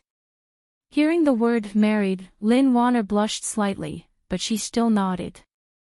She didn't understand what he meant by higher up. Thinking of something else, she quietly asked, "Is Master Fei really your teacher?" "Yes." Fan Xian smiled. "I always thought that since Master Fei worked for the Overwatch Council, he would be a very low-key person. Who knew that he was so famous in the capital?" Lin Wanner laughed. "He was a meritorious minister during the northern and western expeditions. Of course he was famous. But people were afraid of his poisons, so they always avoided him." She looked at Fan Xian's beautiful face and asked curiously, "How could Master Fei be your teacher?" Fan Xian shrugged. "Miss Lin, there will probably be a lot of trouble in the future. Right now, I don't even understand it myself. If you marry me in the future, I'm afraid there will be a lot of trouble. You have to think about it carefully." Lin Wanner smiled and shook her head. She knew that after this marriage, there would be a lot of exchanges and redistribution of benefits. At first, she had been very resistant to it, and her illness had worsened. But now that she realized that the heavens had eyes, that the young master of the Fan family was the one in front of her, she was already full of gratitude to the heavens. What other extravagant expectations could there be? Thinking of the recent uproar in the capital, she said, Master Fan, sometimes I really don't understand. You are the son of Count Sinan and a student of Master Fei of the Overwatch Council. How can you be so proficient in poetry? That's right, was that line really written by you? Fan Xian didn't see any doubt on her face. He just asked a simple question. What's the matter? He asked curiously. A hint of anger appeared on Lin Wanner's face. The Empress Dowager liked that line very much, but there have been rumors in the palace that you copied the last 4 lines from a poet of the previous dynasty. She trusted the man in front of her, so she was a little angry. Only then did Fan Xian realize that the aftermath of the poetry conference had not yet settled. The lawsuit with the Guo family had not yet been resolved, and now there was this kind of accusation. But he had copied Du Fu, so he wasn't really angry. Instead, he saw that his fiancée looked tired, and he felt sorry for her. So he gently patted her hand and told her to stop talking. I'll come to see you often. But what if someone finds out? Yes, I'm really worried that if someone finds out, my strange uncle might kill them all. That's a problem. I'll have to talk to him tomorrow. Fan Xian's hair stood on end, thinking that such a terrible thing could really happen. Lin Wanner looked at his face, refusing to close her eyes. But in the end, she couldn't stop herself from falling asleep. The next morning, Lin Wanner woke up in a daze under the warm blankets. She opened her eyes, rubbed them, and found that they were particularly energetic. The maid smiled sweetly and bowed, then prepared to help her up to wash up and dress. Lin Wanner suddenly remembered what had happened last night, and cried out in surprise. Ah! Where is he? The maid asked curiously. Who? Lin Wanner said anxiously, Did you hear anything last night? No, miss, the maid replied seriously. Lin Wanner walked to the window. Her long black hair hung straight down to her hips, and she was dressed in white. She looked very beautiful. She looked out the window, but there was no trace of that person. She couldn't help but wonder if she had just had a dream last night, a dream that she really wanted to make real. As her imagination ran wild, the maid walked up to her with a half-torn package of oiled paper. She laughed and said, Miss, you're eating again. Be careful that the nanny sees it and reports it to His Majesty. Hurry up and close the window. Don't let the wind blow. Lin Wanner took the package and found that there were a few pills in her belt. Her heart warmed. She looked out the window and saw that the garden had grown greener. Even after the window was closed, it seemed to be unable to hide the boundless spring that was prying open the window and escaping. Chapter 85. We, the common people, are so happy today. Really King happy. Fan Xian was drinking soy milk and chewing on fried dough sticks in the flower hall, feeling very comfortable. He had to admit that he was lucky. He was already dead, but he had come to this world to live again. He was born pitiful, with his mother dead and his father not wanting him, but later he found out that the people who killed his mother had all been killed. As a son, he wanted to take revenge, but there was no way to do so. Although his father had some problems, at least he didn't show an attitude that he couldn't stand. Another thing was that he had planned to copy books, earn some hard-earned money, and live a good life in this world, but he hadn't thought that there would be a pile of shiny things waiting for him to disdain. Most importantly, if he wanted to make this quick money, he would have to go against his will and accept the arrangements of those big shots, marrying a woman he had never met, and in the end, that woman was the one he liked. There were people who were lucky, and there were people who were always lucky, but Fan Xian didn't believe that his luck was as good as his. Seeing that he was in a good mood, Lady Lu didn't react, but Fan Xizhou was interested. After his mother left, he asked in a low voice, "Big brother, why are you so happy?" "I've already found a place for the shop." "When are you going to take a look? Didn't you invite the shopkeeper?" Fan Xian was in a good mood, and his face beamed with happiness. "I told you to take care of this yourself, and if there's anything wrong, come find me. If you think you're too young and can't handle it, there are so many people in the manor, you can pick any two of them." Fan Xija shouted, "You're the boss, the books are yours, and you've paid for half of it. You have to take a look." Hearing the words, "boss," Fan Xian said happily, "Fine, then I'll go in a couple of days." "Didn't father beat you a few days ago, and forbade you from missing class? Come pick me up, and I'll take you around the capital." "No, I'll offend people if I go out with you. I don't want to go to court every day." Fan Xian finished the soy milk in his bowl in one gulp and smacked his lips full of dregs. He was somewhat dissatisfied. "If this bookstore does well, when you grow up, there will be a lot of business waiting for you to do." Fan Xija didn't understand. He scratched his head and left. Fan Ruoruo listened quietly at the side. She smiled and said, "Have you decided to accept this marriage?" "I have no choice but to obey my parents' orders." Fan Xian sighed. In the end, he did not have the talent to be funny. He shook his head and smiled. "I must get married. However, the things that come with marriage are a bit troublesome. I have to offend so many people for no reason, and I might not even be able to truly grasp those things. No matter how I think about it, it doesn't seem worth it." Fan Ruoruo knew that her brother was talking about the royal business, and was worried for him. After all, the eldest princess had been in charge for so many years, and no one knew how much the prime minister and the crown prince had profited from it. If this business was to be handed over to Fan Xian in the future, it was necessary for him to take over and check the accounts. Perhaps from the palace treasury to the royal merchant house, many people would be in trouble. She frowned and said, "What if I don't check the accounts?" "It's fine if you don't want to check the accounts, but you have to seal up all the old accounts. If the dirty water from the past splashes onto us, we're done for. And most importantly, if this source of income is cut off, some people will be very angry. Otherwise, I'll just marry Miss Lin and give up the business." After all, this was the result of my father's discussion with His Majesty. If I ask my father to step back now, His Majesty won't be too angry. Fan Xian shook his head. Thinking of his father's expression that night, he knew that his father had a fanatical obsession with taking back his mother's business. Although he didn't know where this obsession came from, it would be very difficult for his father to give up this opportunity in front of him. And he didn't want to give it up.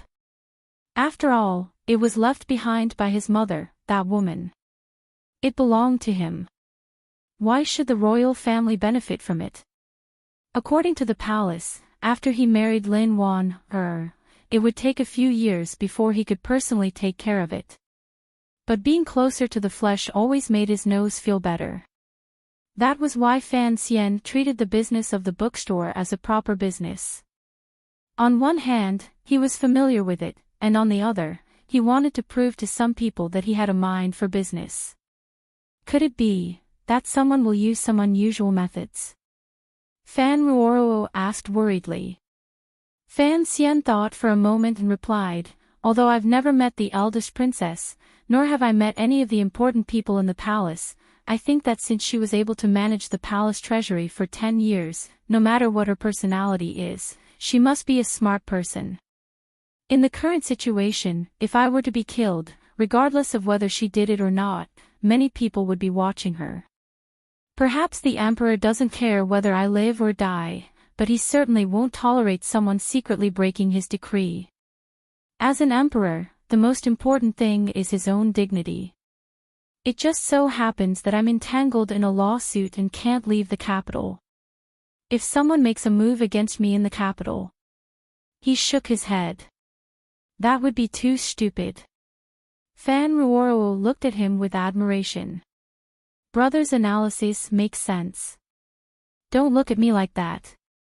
Fan Xian looked at her helplessly. You trust me more and more, girl. I'm not an immortal, just an ordinary person.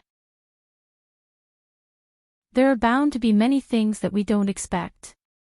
Fan Ruoro was a little worried when she heard this, but Fan Xian was fine. After all, Uncle Yi Luyun was always hidden in the shadows. If someone wanted to touch him, they could only do so if the traveling Yi Luyun suddenly returned to the capital. At noon, surrounded by Ting Zijing and a large group of guards, Fan Xian ran to the Fan family's private school to see Fan Xizha. It would have been fine if he hadn't seen him, but once he did, he almost fainted from anger. In the classroom, the children of the Fan clan were all laughing and playing, completely disregarding the old master in front of them. A few of the bolder ones even dipped their brushes in ink and splashed them in front of them. Not only did they stain the walls, but even the corners of the old master's clothes were stained. The old master's face was ashen with anger, but he didn't know how to be angry. The families of these naughty children were quite influential. Although their parents often urged them to respect their teachers, once they were in the private school, these youths changed. Some of the more despicable ones, relying on the strength of their servants, not only did they hang around in the private school, but they often committed immoral acts on the streets. Fan Xian poked his head through the door and took a careful look. He saw that Fan Xizha was relatively well behaved, sitting at a desk in the corner, writing something. The servant assigned to him by the family was squatting next to him, serving him tea. It seemed that he wasn't paying attention to the teacher, but at least he hadn't done anything out of line. Fan Xian had actually overestimated his younger brother. If Fan Xizha's mind hadn't been tied up by something even more interesting, he feared that he would have been even more impudent than the unworthy children in the room. Fan Xian called Fan Xizha out of the room and asked with a calm face, "This is where you study?" Fan Xizha didn't know why he was unhappy, and replied angrily, "Yes, what about it? You should be the leader." Fan Xian had great faith in his leadership skills. Furthermore, in the entire Fan clan, Count Sinan's family was the most powerful, so Fan Xizha should have a special position among the children. Fan Xizha scratched his head. "They listen to what I say. That's good." Fan Xian continued, "Go in and teach those rascals a lesson. Make sure they listen to the teacher." "Ha!" Fan Xizha seemed to be in a daze. "Don't respect the teachers." Fan Xian's eyebrows furrowed. He thought back to when he was in Danzhou, whether it was the teacher in charge of the school or the teacher Fei Jia, he had always respected them. Hearing the noise in the room getting louder and louder, he shouted angrily, "If you dare be like them, I'll slap you." Fan Xizha didn't know why Fan Xian, who had been so gentle lately, would suddenly provoke him. He glared at him and roared, "What right do you have to slap me?" His manservant and a few servants surrounded him. They were already familiar with young Master Fan, but when they heard that he was going to hit their young master, they were eager to protect him. They glared at Fan Xian fiercely, and the manservant took advantage of his familiarity with Fan Xizha and began to curse. Fan Xian frowned. Ting Zijing and a few guards walked up and mercilessly beat the servants of the house. The servant boy who had cursed was slapped countless times in the face. The people who followed Fan Xian were the direct subordinates of Count Sinan. They did not care about the servants in the manor, who were several ranks below them. Now that they were with Fan Xian, they were able to beat up the son of the current government minister without incident. They walked the streets with the wind in their eyes, and they did not hesitate to attack. The lesson was over. The servants looked at Fan Xian with faces full of fear and pain, and retreated timidly. The manservant's cheeks were red, and he couldn't stop crying. Fan Xian looked down at Fan Xizha's frightened face and said softly, "I didn't say I would slap you." But if you do something wrong, I will slap you. As for why? It's simple. You can't beat me in a fight, and you don't dare complain to your father. If you do something wrong and challenge me, wouldn't that be asking for a slap? Seeing that Fan Xian didn't seem to have any intention of hitting him, Fan Xizhe let out a sigh of relief. He was still the son of an influential family who didn't care about his servants, and he didn't take Fan Xian's beating of his own men too seriously. Although he felt that he had lost some face, it seemed that following Fan Xian had its benefits. Thinking back to his nature as a businessman, he realized that it was better not to offend Fan Xian. Go in and tidy up the order inside. I'll wait for you outside. Didn't you say you wanted to go look at the shop? With that, Fan Xian waved his sleeves and walked out the door of the private school. The people of the Fan clan, who were waiting outside, couldn't help but click their tongues in wonder when they saw what had happened. They thought that the illegitimate son of Count Sinan was so powerful that he dared to bully the legitimate young master of Count Sinan's household in broad daylight. They looked at him with fear. Fan Xian didn't pay any attention to them. He sat on the bench outside the door and waited. Not long after, several miserable cries could be heard from inside the private school, as well as the loud sound of slaps. Fan Xize's arrogant voice could be heard. Behave yourselves. If you dare to be disrespectful to the teacher again, I'll slap you. These words were not much different from what Fan Xian had said. It seemed that young Master Fan was venting all the anger he had suffered at his elder brother's hands on his fellow clansmen. This time, there was a ruckus. The Fan clan's groom, servants, who had been standing guard outside the private school, heard their master's cries of pain in the classroom. They glared fiercely at Fan Xian and rushed in. Fan Xian was afraid that Fan Xizhe would be at a disadvantage. He gave Ting Zijing a look, and Ting Zijing and a few guards rushed in with the crowd. After a while, Fan Xizhe was dragged out. Fan Xizhe was not satisfied with the beating. He waved his fists and scolded, "Don't be afraid, don't be afraid. These people wouldn't dare to offend us." It was just as he said. The servants rushed in, but they only dared to protect their master. They didn't dare to fight back. It seemed that Count Sinan's manor had a special place in the Fan clan. After beating the people, Fan Xian grabbed his brother by the neck and carried him to the carriage, leaving the mess he had created. Ting Zijing frowned. Young master, although the people in the clan are becoming more and more unreasonable, they are still old people in the capital. We still need their help. Offending too many people isn't necessarily a good thing. Fan Xian laughed bitterly. What are you afraid of? He thought to himself that perhaps these clansmen did have power, but he was about to marry the princess, and the emperor would be his brother-in-law. What was there to be afraid of? If he didn't teach these little bastards a lesson, he wouldn't be able to vent his anger. Did it feel good? He asked Fan Xizhe. Fan Xizhe was a little puzzled. That's right. I often beat people up, but it never felt as good as today. Why is that? The resentment he felt at being taught a lesson by his brother had long since dissipated without a trace during the process of his heroic beating. It's simple. You need to find a reason to beat people up. It's like fighting a war. If you have a perfectly honorable reason, then you can fight without any psychological baggage. Even when we attacked Northern Wei, didn't we first say they violated our borders?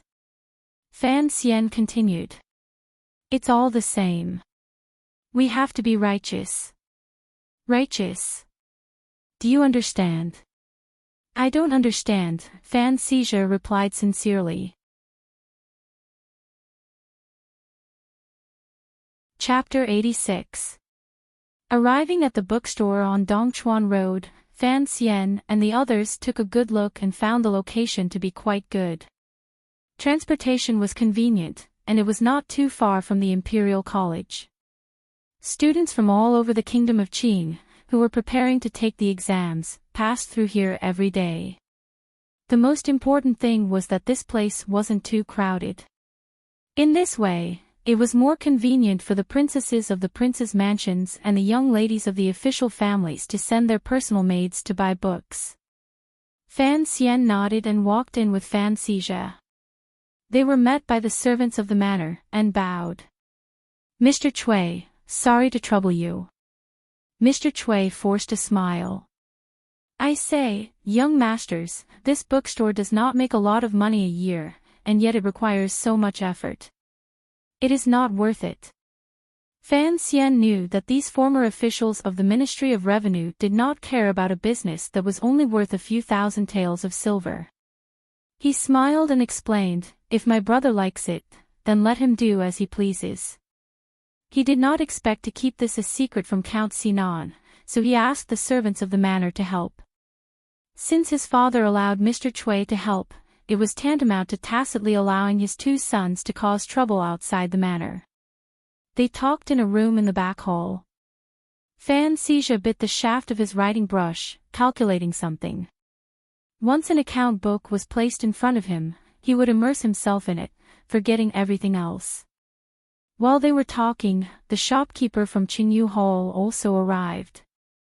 This shopkeeper looked honest and sincere. His eyes were not bright, but they were clear.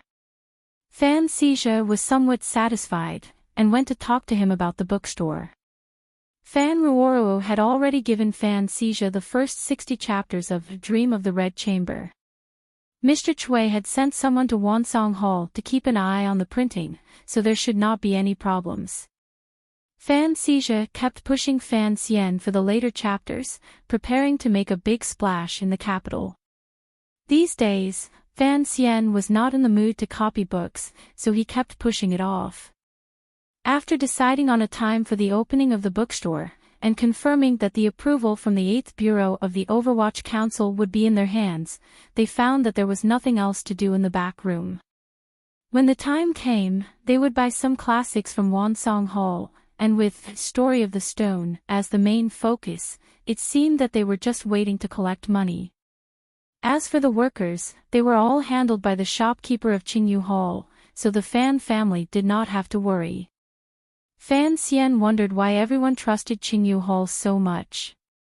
When he finally had the chance to be alone with the shopkeeper, he gently asked, "Shopkeeper, what is your name?" The shopkeeper replied with a smile, "Your surname is Yi." Fan Xian's heart trembled. He repeated, "Yi." The shopkeeper seemed to have noticed Fan Xian's strange expression, and replied with some confusion, "Yes, there are 17 shopkeepers in Qingyu Hall, and they all have the surname Yi. Everyone in the capital knows this. Master Fan. All of you have the surname Yi."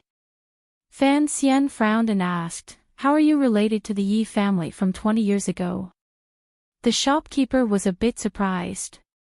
He looked at Fan Xian, and a sense of vicissitudes came over him. "After so many years, I thought the young people of today had long since forgotten about the Yi family." "That's right, we were all shopkeepers of the Yi family back then.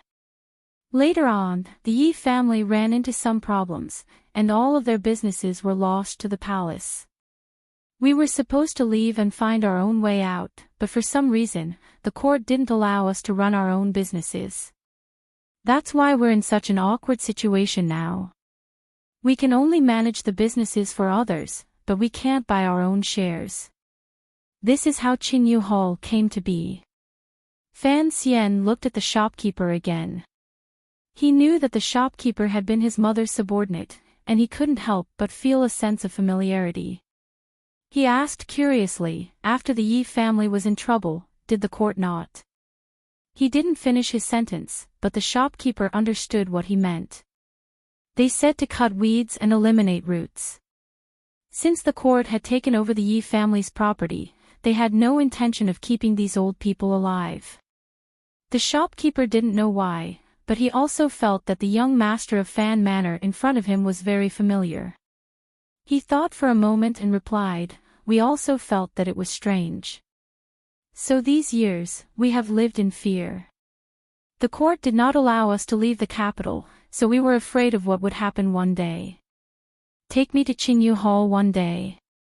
Fan Xian suddenly found a place in the capital that was related to his mother's past, and he couldn't help but be surprised. He grabbed the shopkeeper's shoulder and said, I have many, many things to ask you. After returning to Fan Manor, Fan Xian sat in his father's study and told him what had happened that day. He asked curiously, Qingyu Hall. Are they really the old people of the Yi family? Of course they are. Fan Jian stroked his short beard, as if reminiscing about the past. He said slowly, these people are actually not simple. Back in the day, they were all shopkeepers of the Yi family in various provinces. However, your mother offended the nobles and met with misfortune. You know how glorious the Yi family was back then. For a time, the court panicked.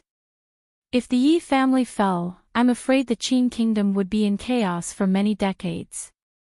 So in the end, they came up with a compromise. First, they took the Yi family back to the royal family.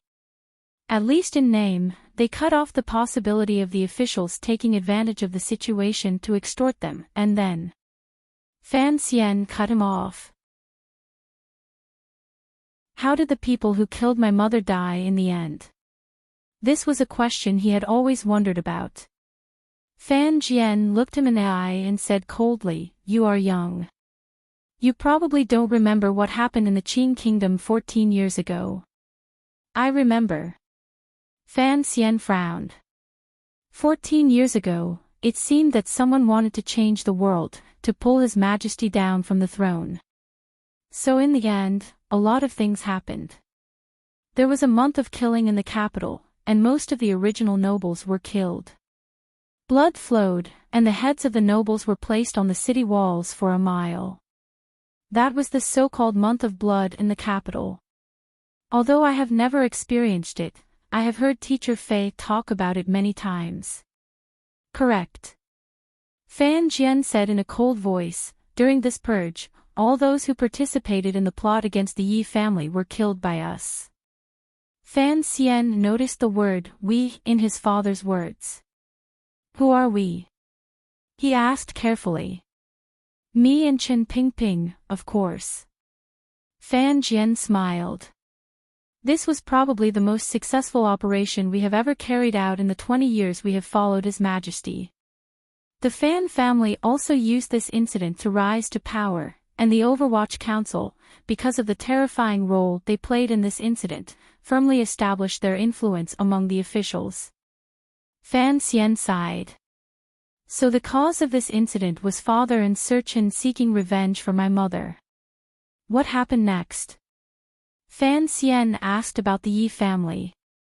As I said before, the Yi family's businesses were taken into the palace treasury. This was the best way to stabilize the court at the time. The court was full of civil and military officials, and they could not come up with a more effective suggestion. Fan Jian explained, the problem was with those shopkeepers. They were all taught by your mother. Although they were far from being as wise as your mother was, if they were left alone, who knows if a second Yi family would appear. So His Majesty decided to gather them all in the capital. He had them train some people to take over those businesses, but he did not allow them to own real businesses. That is how the capital's famous Qingyu Hall came to be. If you want to do business, they are a good choice, Fan Xian said sadly. Because of this reason, these shopkeepers were forced to stay in the capital for more than 10 years. How tragic.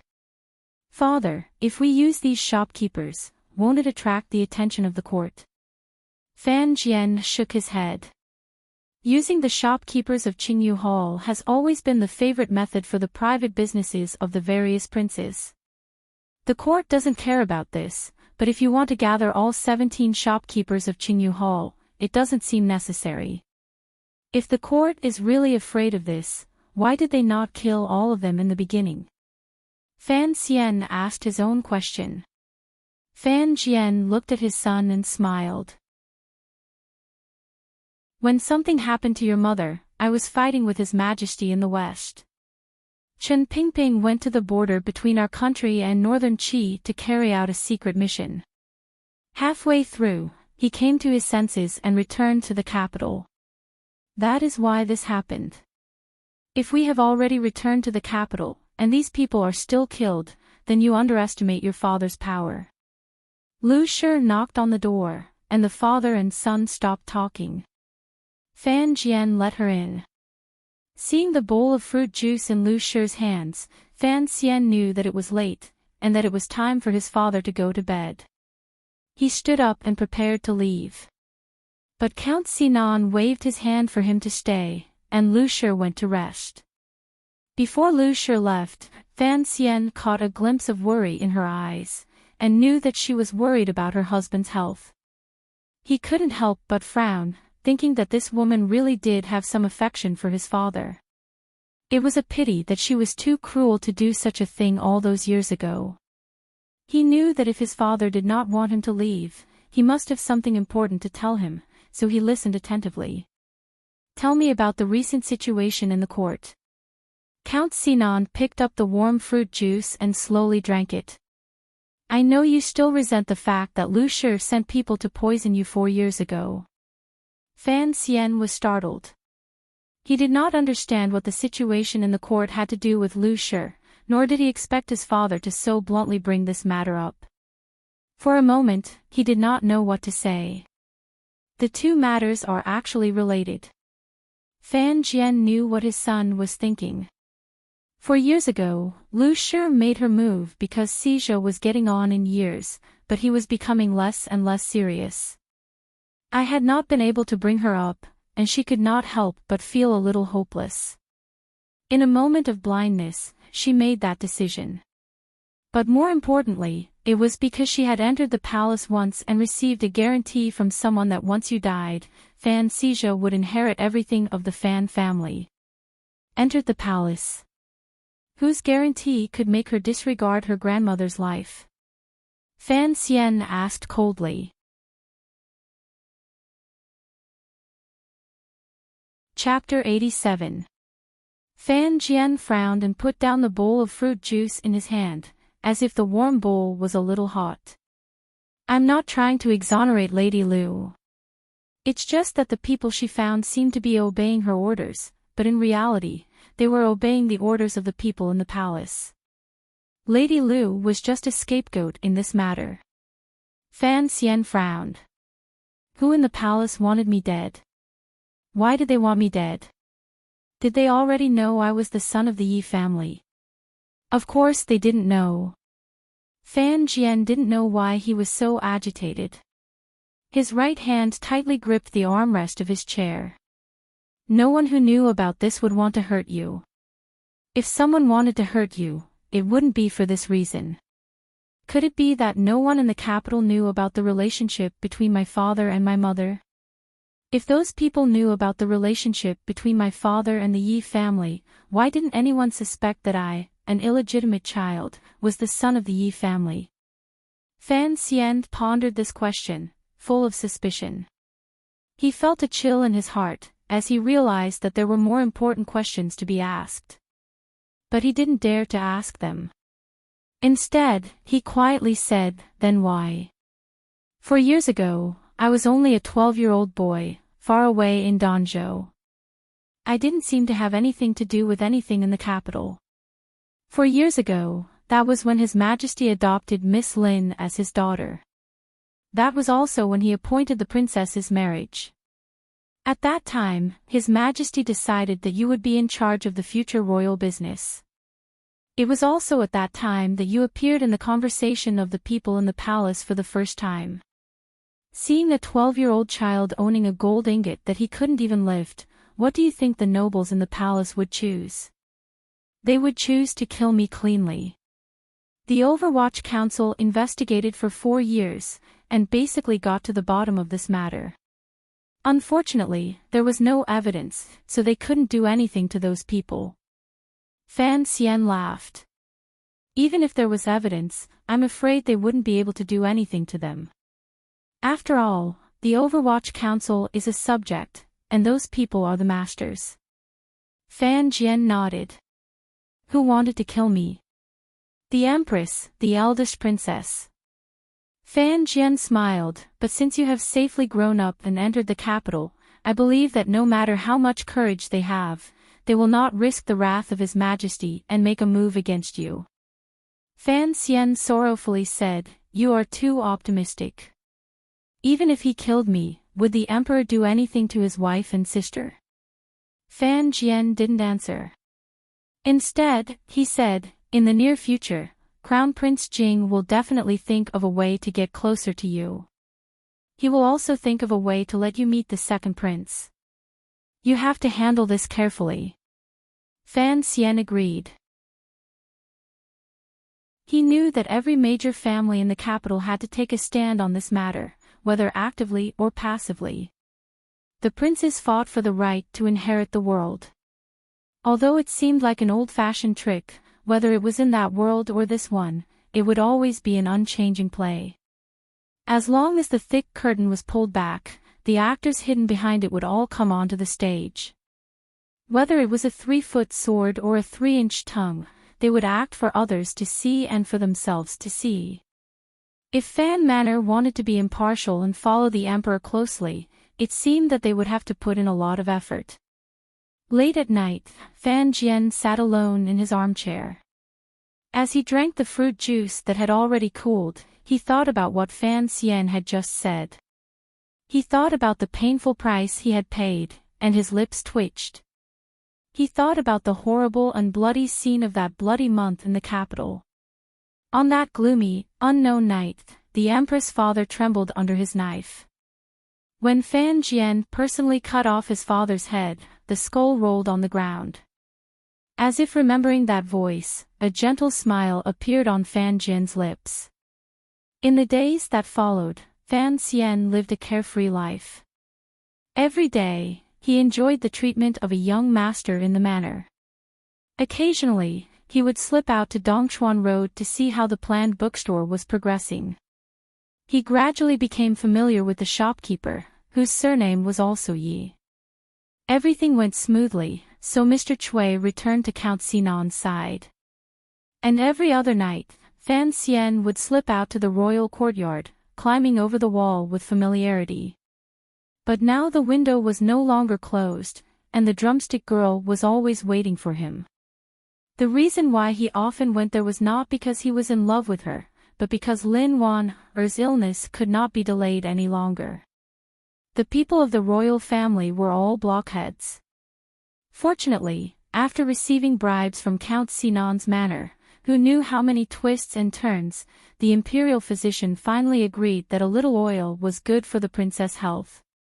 Fan Xian often went there to deliver food, as well as his own pills.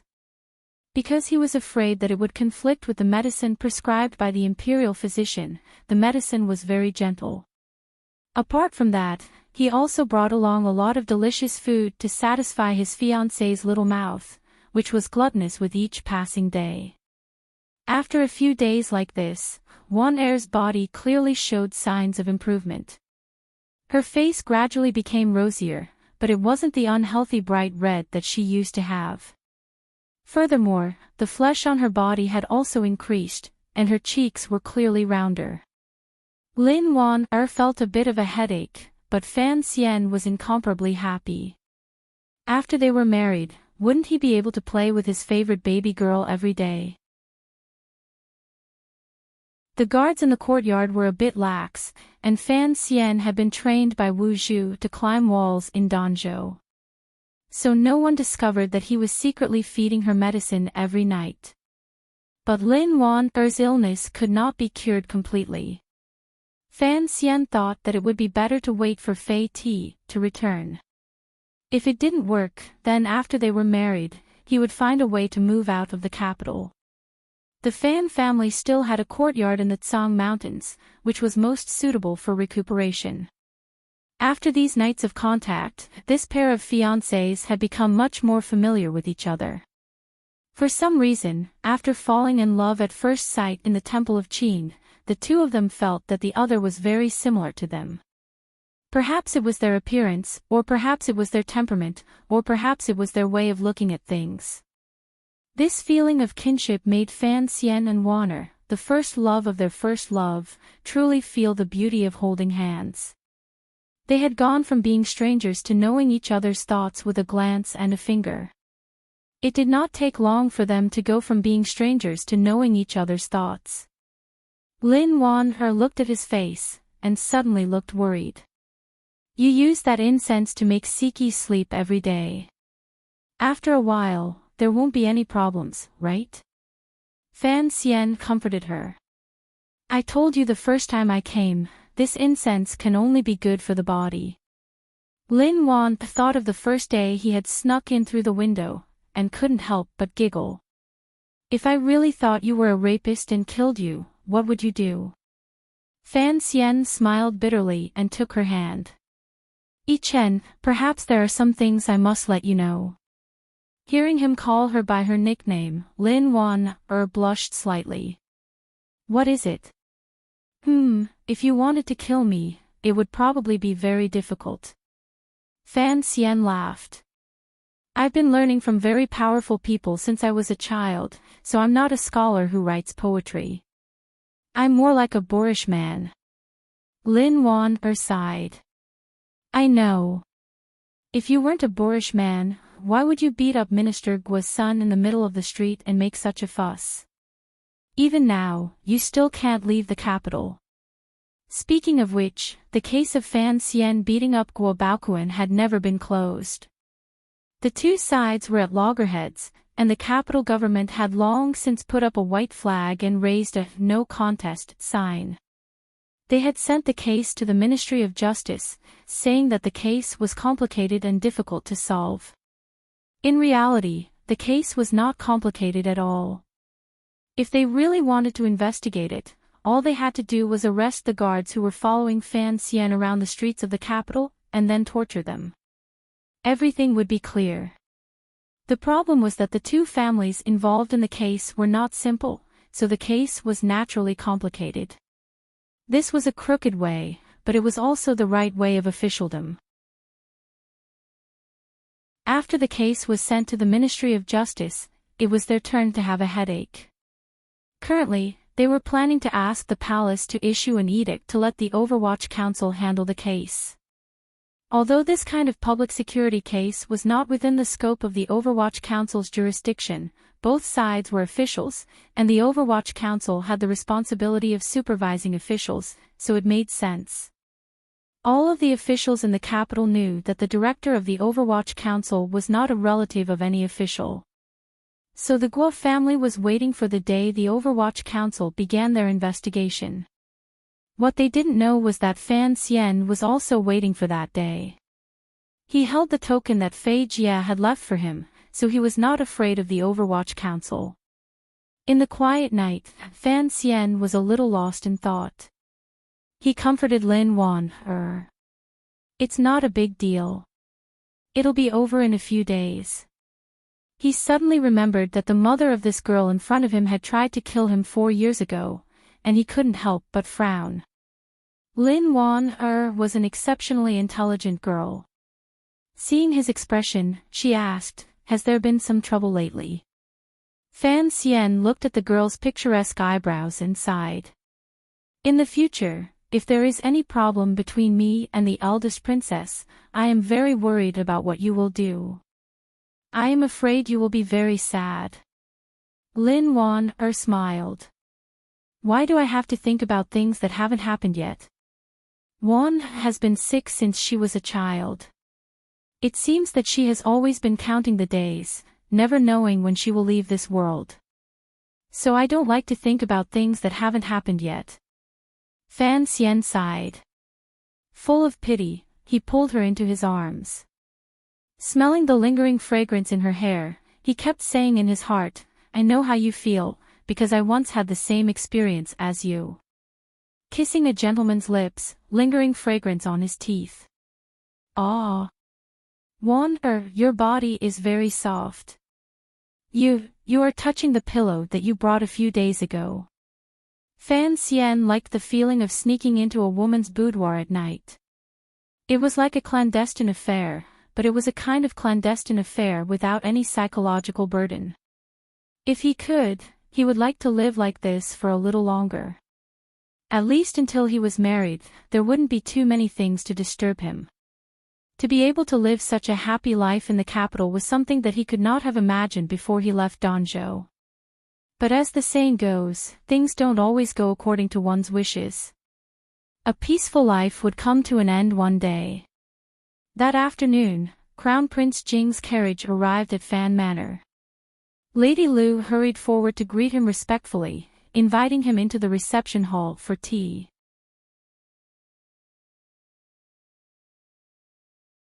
Chapter 88. Crown Prince Li Hongqing waited for a while and found that the person he was waiting for had not yet arrived. He couldn't help but laugh at himself, thinking that Master Fan was quite arrogant. Of all the civil and military officials in the court, there were few who had the right to make him wait. Then he thought of the events in the capital and secretly admired Fan Xian, who had not been in the capital for long, for all the ruckus he had caused. Throwing out a few poems had shaken the literary world, beating someone up in the middle of the night had shaken the bureaucracy. As for his marriage to the Prime Minister's illegitimate daughter, it had shaken those who had the right to know. As he thought this, Fan Xian had already shouted from afar. As he bowed, he quickly walked over. He had not deliberately made the Crown Prince wait, but he had been in the middle of discussing some matters regarding the bookstore with the shopkeeper of Qingyu Hall, so he had been delayed.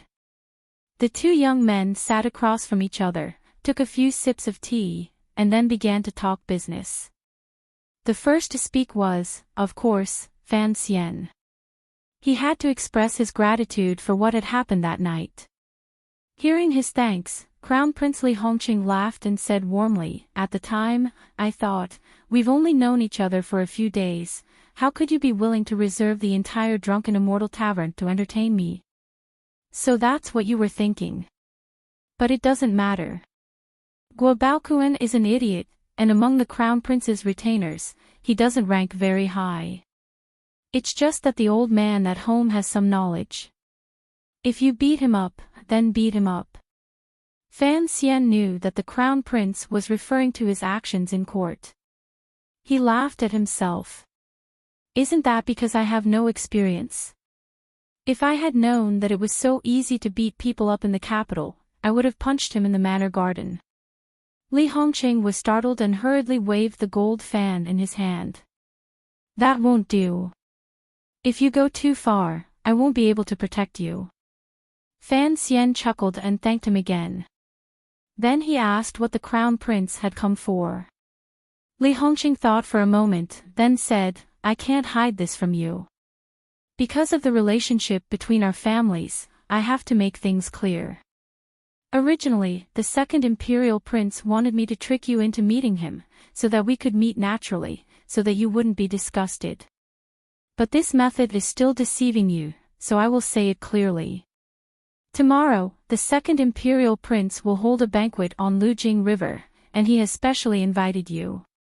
I will only be accompanying you." Fan Xian frowned. "I really don't understand. The second prince's status is so noble. I'm just a mere scholar. How could I possibly be worthy of his attention? Do you really not understand, or are you pretending to not understand?" Li Hongqing pointed at his nose and laughed. "Acting like you is really a failure." Fan Xian smiled awkwardly but did not reply. Li Hongqing noticed that there were no other people around the flower hole. He said seriously, "It's still the same thing. When I first saw you, I felt happy. I couldn't bear to hide it from you. I felt that this kind of method would inevitably alienate us. You know, even though the Emperor is still in his prime, there are always worries nearby. So, the eyes of the people in court are always on the princes. The first prince was born with great martial prowess, but he led troops outside. Even though the crown prince is the empress' son, his conduct has always been dishonorable. Although King Jing's manner is impartial, to tell you the truth, among the princes, my relationship with the second imperial prince is the best. Fan Xian was startled. Why was this situation so different from what he had expected? In his previous life, when he watched Yuehe, the princes would always make simple things complicated. They would want to wear 80 pieces of clothing so that they wouldn't fall into the trap of gossip. Who would be like this person in front of him? From the very beginning, he made things clear. This was a fight for the throne, and he would lose his head. How could he run around naked and shout wildly? Seeming to realize that his words had frightened Fan Xian, Li Hongqing laughed awkwardly. Do you think I was too straightforward? To tell you the truth, I don't know why, but when I look at you, I don't want to play those empty games. You're right. I'm trying to win you over on behalf of the second imperial prince. This is like marriage. It's a business that both parties are willing to do. Fan Xian was startled. He looked at the crown prince's clear eyes, as if he wanted to see something hidden within. He couldn't tell if the crown prince was a gentleman with a heart as clear as the moon, or if he was a strategist who used honesty as a way to win people over. But no matter what, the crown prince had already chosen the right side. Running around naked was one thing, but Fan Xian had no power in the capital, and no manpower. He would never dare to take off his clothes and hug the crown prince's arm. He smiled. May I know clearly why the second imperial prince wants to see me? It's because of the marriage in October. Li Hongqing was still very frank. He smiled and looked at him. After next year's competition, if you show the appropriate ability, the emperor will give you the right to manage those industries. For us, this is a great thing. First of all, there will be a lot less money coming into the accounts, and some things will be inconvenient. On the other hand, I believe that Count Sinan has been in charge of the Ministry of Revenue for many years. He must understand that when the new takes over from the old, there must be a need to check the old accounts. Perhaps there will be some pleasant surprises. Fan Xian was silent. His eyebrows drooped down, but he didn't seem very dispirited. On the contrary, he gave off a feeling of being docile and harmless. It's still early, he said quietly. The marriage is in October. I'll have to wait until next year or the year after before I can really come into contact with those things. Yes, so tomorrow it's just a meal. Li Hongqing looked at him seriously. How about it as a return gift for what happened last time? You know that I'm saying this today because I trust you. Perhaps when you see the second imperial prince tomorrow, you'll have some new ideas. Fan Xian smiled. He thought that the struggle between the second imperial prince and the crown prince wouldn't truly begin for another decade or so. Now even an inconspicuous person like him was involved. It really did feel like rebellion starts with a child. He agreed and sent the crown prince out of the manor. Returning to his father's study, he sat in a chair by the desk and stared at the pens in the brush holder. His brows were furrowed as he pondered. When he had beaten up Guo Baoquan, he had chosen Crown Prince Jing as a cover to give the Crown Prince a chance to win him over. Because in order to survive in the capital, he had to choose the right side. His father could always stand by the emperor's side, but he had also said that future matters were matters for the younger generation. If Fan Xian wanted to choose a side, it wouldn't necessarily be with the second imperial prince, but it would definitely be against the crown prince. The reason was simple. 4 years ago, the empress had wanted him dead. 4 years later, the people in the palace would still want him dead. And in the capital, which was as deep as the sea, it seemed that he was just an ant that could be pinched to death at any moment. Could an ant like him climb a tree? The second imperial prince's banquet location was still on Lujing River. Hearing this, Fan Xian smiled bitterly. Recently, he had spent every night with Wan. Although there was the occasional sweet and delicious taste, skin contact was too little. After all, she was his official fiancée, so when she was shy, he couldn't be too presumptuous. When he thought of the soft, jade-like body under his hands that night, Fan Xian immediately thought of her name, Sea Lily. His heart couldn't help but ripple. He secretly thought back to his previous life in the Middle Ages in Europe, who used intestines as condoms, and how they did it. Then he thought of why this woman had so coincidentally left the capital on the day of the lawsuit. The security in the capital had always been good, except for the recent addition of the Fan family's underground boxing. So Fan Manor's carriage only brought 4 guards with it, and under the spring light, it slowly made its way west of the city. After passing Wangchun Gate, they passed by Niulan Street, where he had once ambushed and beaten people. Fan Xian lifted the curtain and laughed. Ting Zijing and the other 3 guards had experienced what had happened that day. Hearing their young master laugh, they naturally knew what he was laughing about. Feeling refreshed, they also laughed. There weren't many residences around Niulan Street, but there were a few shops that had fallen into disrepair many years ago, which was why it was called the Broken Door Shop. It was very quiet here, no matter whether it was day or night, and there were no pedestrians. It was truly the best place to ambush someone on the street. Fan Xian stuck his head out of the curtain and watched the large leaves of the parasol tree slowly recede above his head. He looked up at the sky and thought about how he should behave when he saw the second imperial prince later. The second imperial prince should be well aware of his father's strength, and presumably wouldn't make any excessive demands. He probably just wanted to make some friendly contact, and pave the way for something that might happen a decade later. As they walked, Fan Xian suddenly frowned. He didn't know why, but he felt that something was wrong, as if there was something strange about his surroundings. He looked around the carriage and found that it was quiet. There was nothing out of the ordinary. Suddenly, his nose twitched, and he smelled an extremely faint sweetness. It was the smell of quinine, an arrow poison extracted from the favorite frog of the Western barbarians. Spread out! Fan Xian shouted, and his body was already the first to jump out of the carriage window.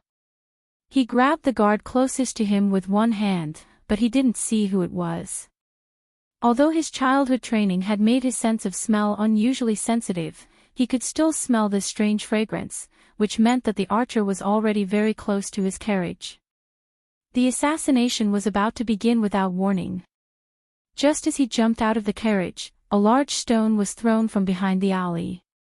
It whistled through the air and smashed into the carriage, shattering it into countless splinters that flew into the air.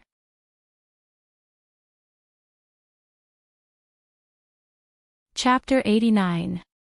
With a loud bang, no one knew who had such godly strength to actually be able to throw such a large stone over the high wall. The carriage was smashed to pieces by the huge stone, and then a rain of arrows came, fiercely stabbing into the carriage. If Fan Xian had not seen the opportunity and escaped quickly, even if he had been hiding in the carriage and could rely on his nimble movements to keep his life under the stone, he would have been immediately shot to death. The Fan family guards, with the exception of Ting Zijing, were all 5th-level masters. Faced with the sudden attack, they did not panic. With a few clangs, they pulled out their swords and brandished them. A few flashes of silver light blocked most of the arrows. But although there were not many archers, they were too close, and the arrows were too fast. The guards could not cover them, and after a few muffled grunts, the 3 guards were hit in the legs, and they staggered to their knees. The rain of arrows took its first break. The 3 guards gritted their teeth and jumped onto the top of the wall. With a sweep of their swords, they cut down the archers behind the wall. But the poison was too strong, and in a moment, the 3 guards felt their bodies go numb. They could no longer control their bodies, and they half knelt on the ground.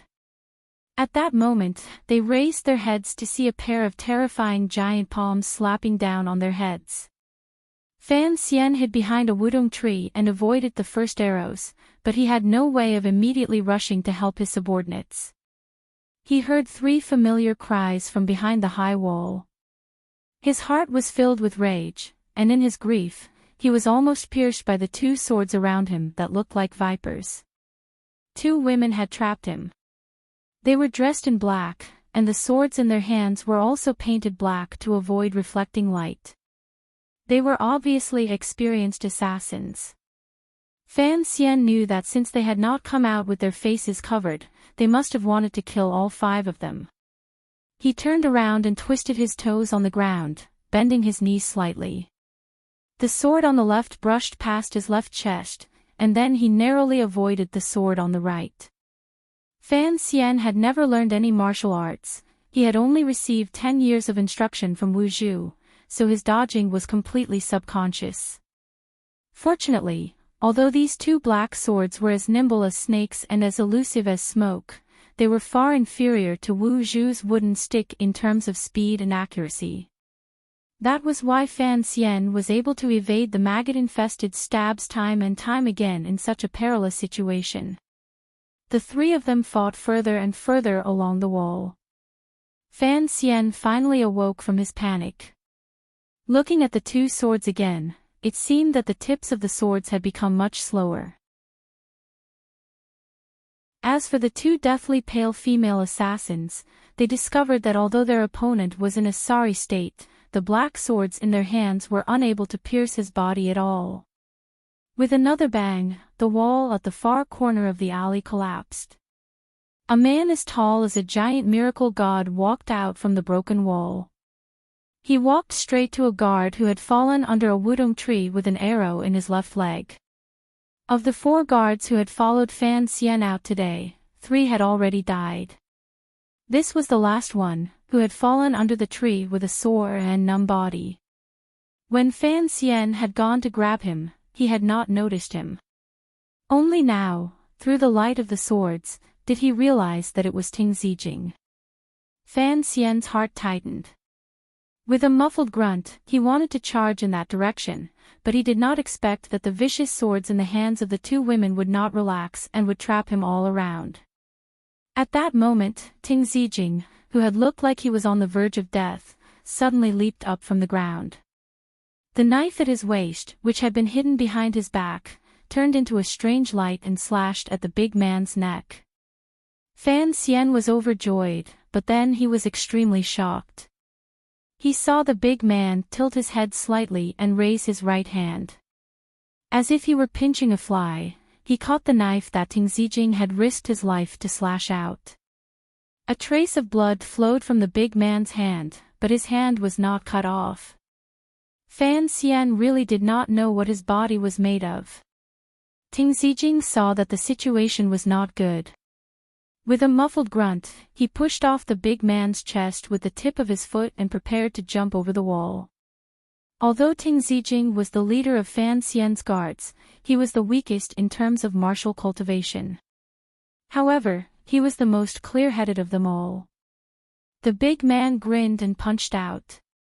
At that moment, Ting Zijing felt the arrow poison in his body acting up. His body went limp, and he did not dodge. With a crack, Ting Zijing let out a wretched howl. His left thigh had been broken by the punch, and he fell to the ground, fresh blood rapidly seeping out of his trousers. When the big man gripped Ting Zijing's knife, Fan Xian already knew something was wrong. With a muffled grunt, his footsteps abruptly paused, allowing the 2 black swords to brush past his chest and abdomen. The edges of the swords pierced through his clothes and drew 2 intersecting bloody wounds on his body. Fan Xian finally took advantage of this moment to pinch his hands together. 2 wisps of pink smoke flashed out, directly toward the faces of the 2 female assassins. The female assassins reacted with lightning speed. Holding their breath, they closed their mouths and prepared to flee. Fan Xian had gone to great lengths to find such an opportunity. How could he let it go? With a loud roar, tyrannical Zhenqi surged out of his body. With a shake of his arms, they seemed to suddenly grow longer, and his palms were about to touch the throats of the 2 female assassins. With two soft cracking sounds, the female assassins' throats were crushed. Blood frothed from their mouths, and they fell limply to the ground. At that moment, the big man had already raised his hand and was about to slap Ting Zijing's head. Fan Xian was very calm. This calmness came from the experience of 2 lives, and also from the teachings of Fei Jie and Wu Zhu. He had no time to think about why Wu Zhu had not acted, but he knew that this was the most dangerous test he had faced since coming to the capital. If he could not even pass this test, it would only prove that he should not have been born into this world to live again. It only took the blink of an eye for him to cross the distance of 40 feet. With a flip of his left hand, he had already fed a pill to Ting Zijing. He raised his right palm and blocked the big man's palm in midair. A muffled sound exploded in the alley. The sycamore tree next to it began to tremble, and its leaves fell powerlessly to the ground. Fan Xian felt a bone-deep pain in his right hand. A powerful force, which he had never encountered before, was transmitted from the big man's palm. In just a moment, he could not hold on any longer. He grunted, and a trickle of blood seeped from the corner of his mouth. But he did not panic. His left hand had already reached for the trigger, and he was ready to give his opponent a fatal blow. But at that moment, something very strange happened. A gust of wind blew in from the mouth of the alley, gently swirling around Fan Xian's body. It seemed that a strange force, using the wind as a medium, was constantly competing with his body. Although this force was not strong, it was very annoying, and it forcefully interfered with Fan Xian's following actions. The big man grinned and chuckled. The way he looked at Fan Xian was like that of a brute beast, and his eyes were suffused with a terrifying red. Fan Xian's gaze passed through the big man's broad back, and he saw a blurry figure at the mouth of the alley, wearing a bamboo hat. "Let me smash your head in." The big man seemed to have realized that Fan Xian had no other choice. He laughed wildly, and the strength in his palm increased. Fan Xian snorted coldly. He knew that he was facing the greatest predicament since his rebirth. His right arm began to tremble slightly, but deep inside, he kept shouting, "Smash your head." In this moment of life and death, the Jinqi that had been circulating throughout his body, which seemed to have long been as calm as a lake, seemed to have encountered some sort of provocation, and could no longer calm down. A vast wave of Jinqi gushed out from the snow-capped mountain at his back, and along the small circulation in his body, it suddenly poured into his right arm. In that instant, Fan Xian had the illusion that his right arm was made of iron. The powerful collision of Jinqi caused the 2 palms, which were quite different in size, to separate by about an inch. Then, they fiercely collided again. There was a loud bang, followed by countless sharp whistles. Countless thin streams of Jinqi appeared around the 2 men, and they tore the wudong leaves floating in the air to pieces. "Die!" Fan Xian roared. With terrifying control, he pulled back his fist and punched out in a straight line, striking the big man's abdomen. A strange expression appeared on the big man's face. He opened his mouth, and Fan Xian's face was covered in blood. His abdomen had clearly caved in. But no one could have imagined that this big man's life force would be so tenacious. After receiving such a heavy blow, he still stood firm and did not move. Instead, his large hand, like a fan, fiercely slapped Fan Xian's right shoulder. Fan Xian's right shoulder immediately became like tofu that had been wiped by a black blind man. It was a mess, and blood flowed freely. But Fan Xian's ruthlessness finally exploded today. After receiving such a heavy blow, he only cried out in pain. His whole body borrowed the force of the blow to throw himself into the big man's arms. His left hand had already pulled out a slender dagger, and he viciously stabbed it into the big man's throat. Then, he forcefully pulled it down. First, a large hole was smashed into the big man's abdomen, and immediately after, his chest was split open. Messy internal organs rushed out, and fresh blood and abdominal fluids wrapped around the muscles and intestines flowed onto his feet. He didn't dare believe his eyes. He raised his head to glance at Fan Xian, and then he fell backward. Like a large tree, he smashed into the ground with a buzzing sound. The entire world was silent.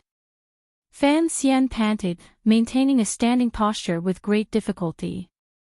He looked at the blurry figure wearing a bamboo hat at the mouth of the alley.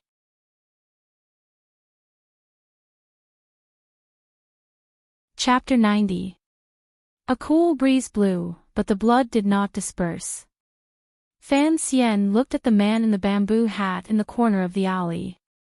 He vaguely guessed that he was a magician regarded as useless by the martial arts masters, but he did not expect that he would almost die at the hands of the big man because of him. The figure politely bowed to Fan Xian and prepared to leave. The distance between the two of them was a good 40 feet, and this sorcerer was skilled in wind magic. He was confident that if he ran, no one in the world could catch him unless the 4 grandmasters came personally, let alone Fan Xian, who was heavily injured. His plan had failed, so he naturally had to turn around and leave. Fan Xian looked at the man, who was still concerned about his manners. He threw down the slender dagger, raised his left arm, and gently pulled at the spring. At the entrance of the alley, the figure fell to the ground, clutching his throat. With a pained howl, he died immediately. A fine crossbow bolt was stuck between the fingers of the corpse. Idiot! Fan Xian fed Ting Zijing a pill, and the poison from the arrow was somewhat cleared. He had already woken up, but the remaining poison had not been dispelled. He would certainly have to return to the manor to treat it. Fan Xian's beautiful face was now very pale. Stained with the blood of the big man, he looked particularly frightening. He looked at the awakened Ting Zijing and said, "Pinch this place."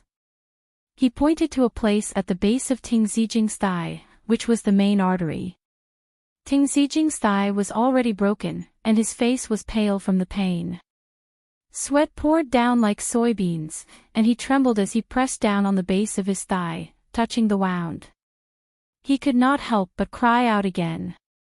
But Ting Zijing was a real man. He watched as Fan Xian tore the cloth to stop the bleeding, and poured some of the burning powder on the wound. He did not make another sound. The most important part of this kind of injury was the quarter of an hour after the injury.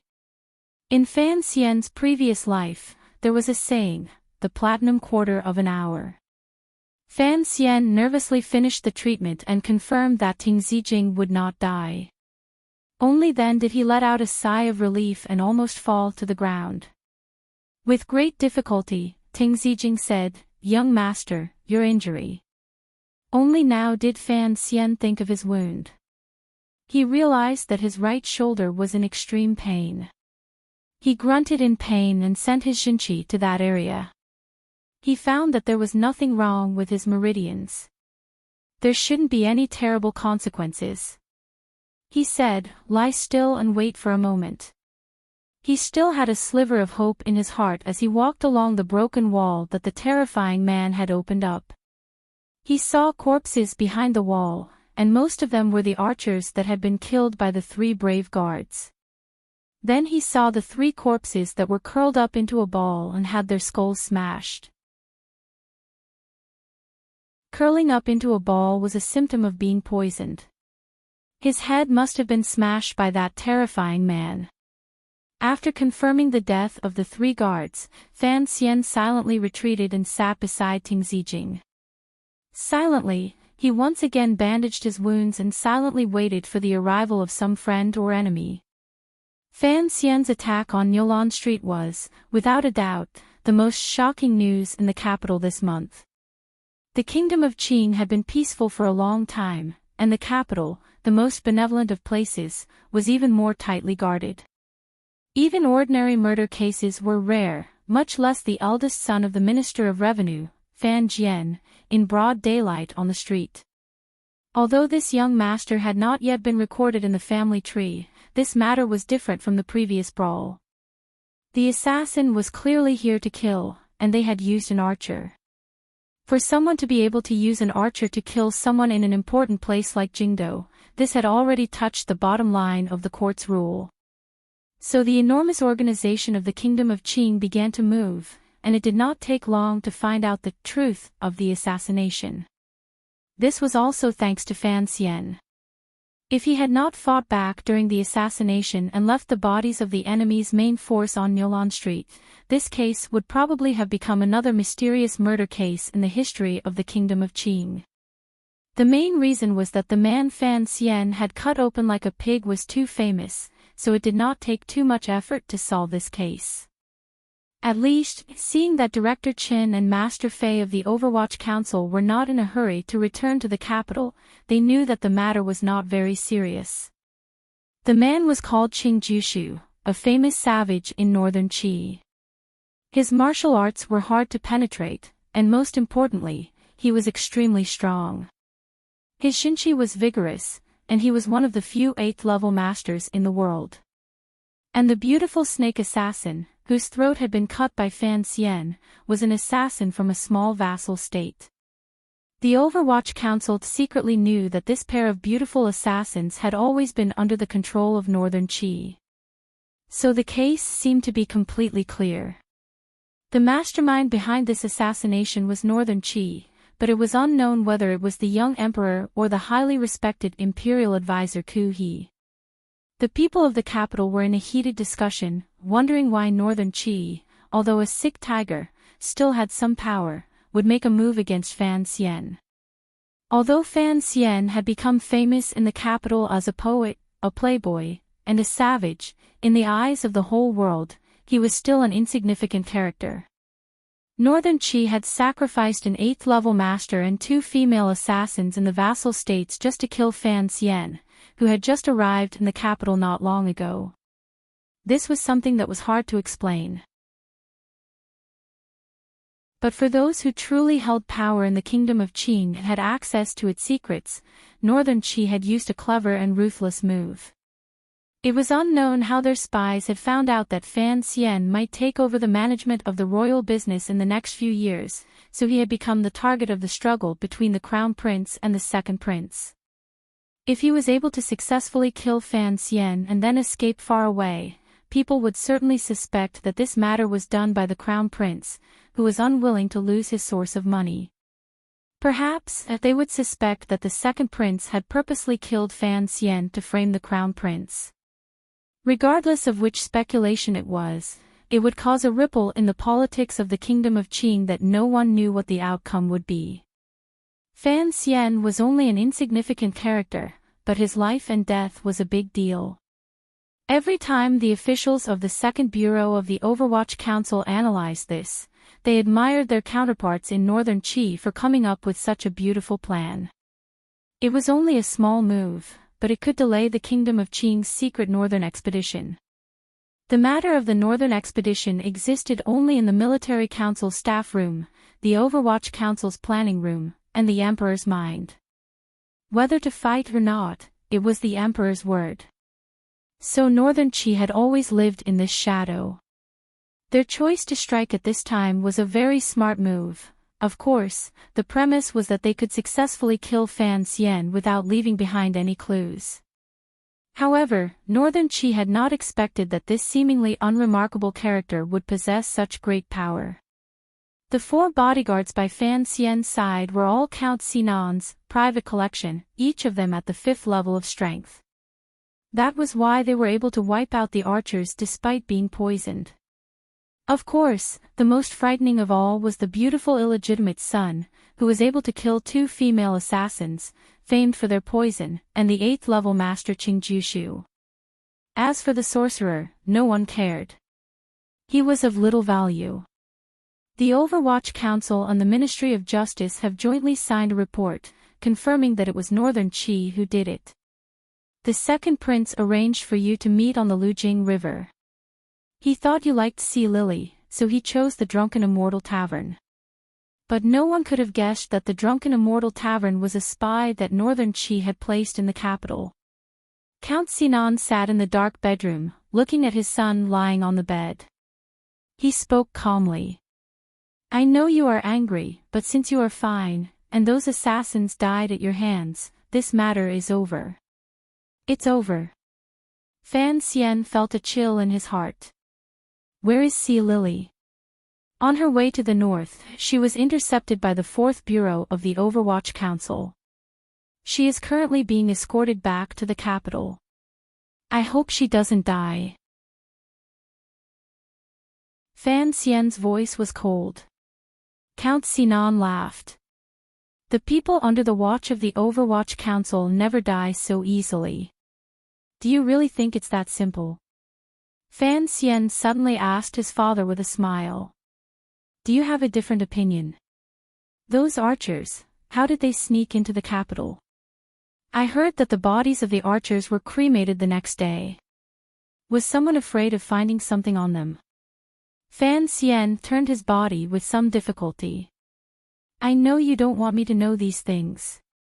You're afraid I won't be able to resist seeking revenge. But I think I have the right to know who it is that wants my life. Count Sinan looked at him coldly. You should know that I represent His Majesty's secret power. Although it is not as strong as the Overwatch Council, it is sufficiently professional. But, we still have no way of finding out who is colluding with Northern Qi. The suspects are not limited to the Crown Prince and the Second Prince, but also the Prime Minister and the eldest princess. Since you can't find out who the real enemy is, then don't make too much noise. Don't make too many enemies for yourself. Count Sinan continued. This is my advice to you. I hope you will accept it. Fan Xian nodded.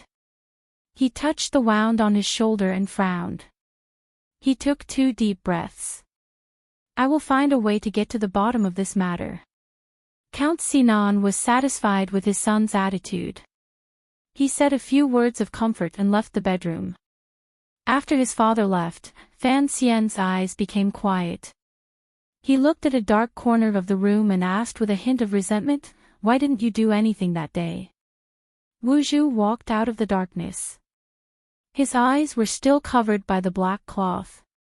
There was not a single wrinkle on the black cloth, just like his perpetually expressionless face.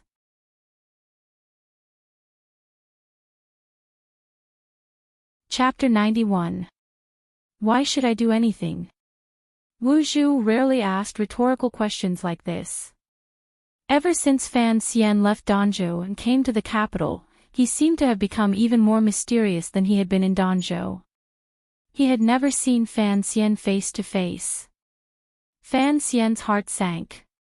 Even if Wu Zhu had watched him grow up, Fan Xian had no reason to ask anything of him.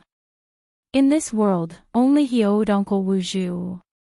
Wu Zhu saw that Fan Xian didn't say anything. He tilted his body slightly and said lightly, I've said it before. I've taught you for many years, and Fei Jia has taught you as well. If you still can't deal with these small matters, then that's your problem, not ours. Afterwards, I found out that the big man was an 8th level master. Uncle, you said before that I was actually a 7th level master and had the power of a 3rd level master. I shouldn't have been a match for that big man. Fan Xian smiled bitterly. You said it was my problem. Did you not care if I was killed by someone else? Did you die? Wu Zhu asked a question with an obvious answer. It was a rare second rhetorical question. Fan Xian stared at the black cloth on his face and sucked in a breath of cold air. You were by my side the whole time. Yes. Then why didn't you do anything? Fan Xian lowered his voice and yelled angrily. Those 3 guards are dead. Ting Zijing is also injured. I've never cared about the life or death of anyone else other than you. Wu Zhu's words were cold and heartless. The people around you were gathered together because of you. If you want to control their lives, then you must protect them. So the life or death of those guards is your responsibility, not mine. Fan Xian once again sank into silence. He knew that Uncle Wu Zhu was right. I can't help you too much, Wu Zhu said coldly. Wu Zhu said coldly, on the cliff in Danzhou, I once said that if I were by your side in the capital, I would bring you trouble. Trouble that you would never want to face. Fan Xian smiled bitterly as he recalled that conversation when he was 12 years old. At the time, he had said cheekily, I will protect you. But in the end, it could only have been a joke. So remember, in the capital, I will never stand by your side under the sun, unless you are about to die, or, you are already dead, Wu Zhu continued to speak expressionlessly. Fan Xian didn't understand what a powerful warrior like Uncle Wu Zhu was afraid of, but he heard the decisiveness in these words. There was no room for negotiation, so he nodded his head sadly. Someone's coming, Wu Zhu said quickly, then disappeared into the darkness once more. The visitor was a guest, but one that Fan Xian did not want to see. Crown Prince Jing, Li Hongqing, walked in with a gloomy face. He sat down on the edge of the bed and growled in a low voice, Do you know what happened today? The envoy from Northern Qi refused to admit it, and the agitated imperial students almost destroyed the office of the Grand Herald. The office of the Grand Herald was the diplomatic organization of the Kingdom of Qing. It was responsible for the exchange of money and documents with Northern Qi, various small kingdoms, and Dongyi, as well as other related matters. Hearing that the office of the Grand Herald had almost been destroyed, Fan Xian smiled bitterly. These young people are really hot-blooded. But, of course, Northern Qi won't admit it. If the people of the Kingdom of Qing found out that an enemy country could send assassins to assassinate people in the capital, I'm afraid there would be endless trouble between the two countries. Li Hongqing smiled bitterly. Trouble has already begun. His Majesty has already issued an edict. The envoy from Northern Qi in Yanjing has been driven out of the city, even their luggage. Fan Xian laughed mockingly. Dealing with outsiders is quite fast. Hearing the other meaning in his words, Li Hongqing frowned. I've been coming to see you for the past few days. You haven't recovered from your injuries, so there are some things I can't say.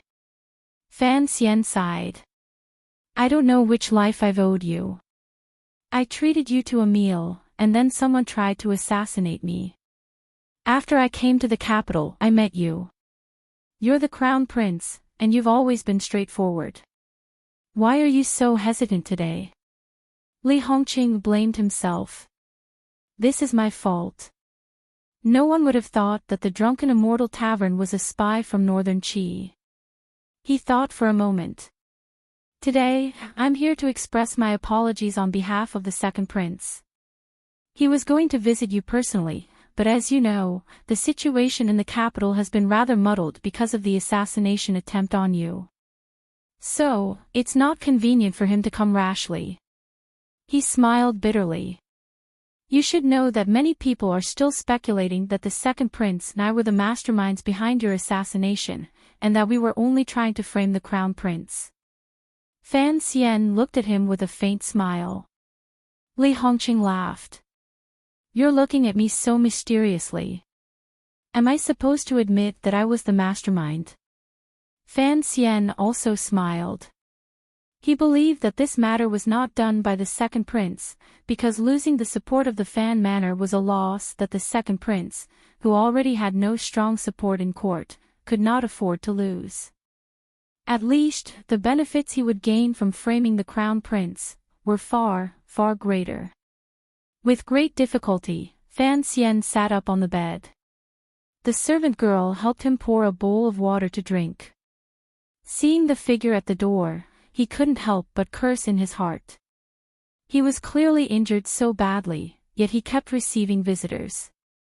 How could this be considered healing? This was clearly suffering.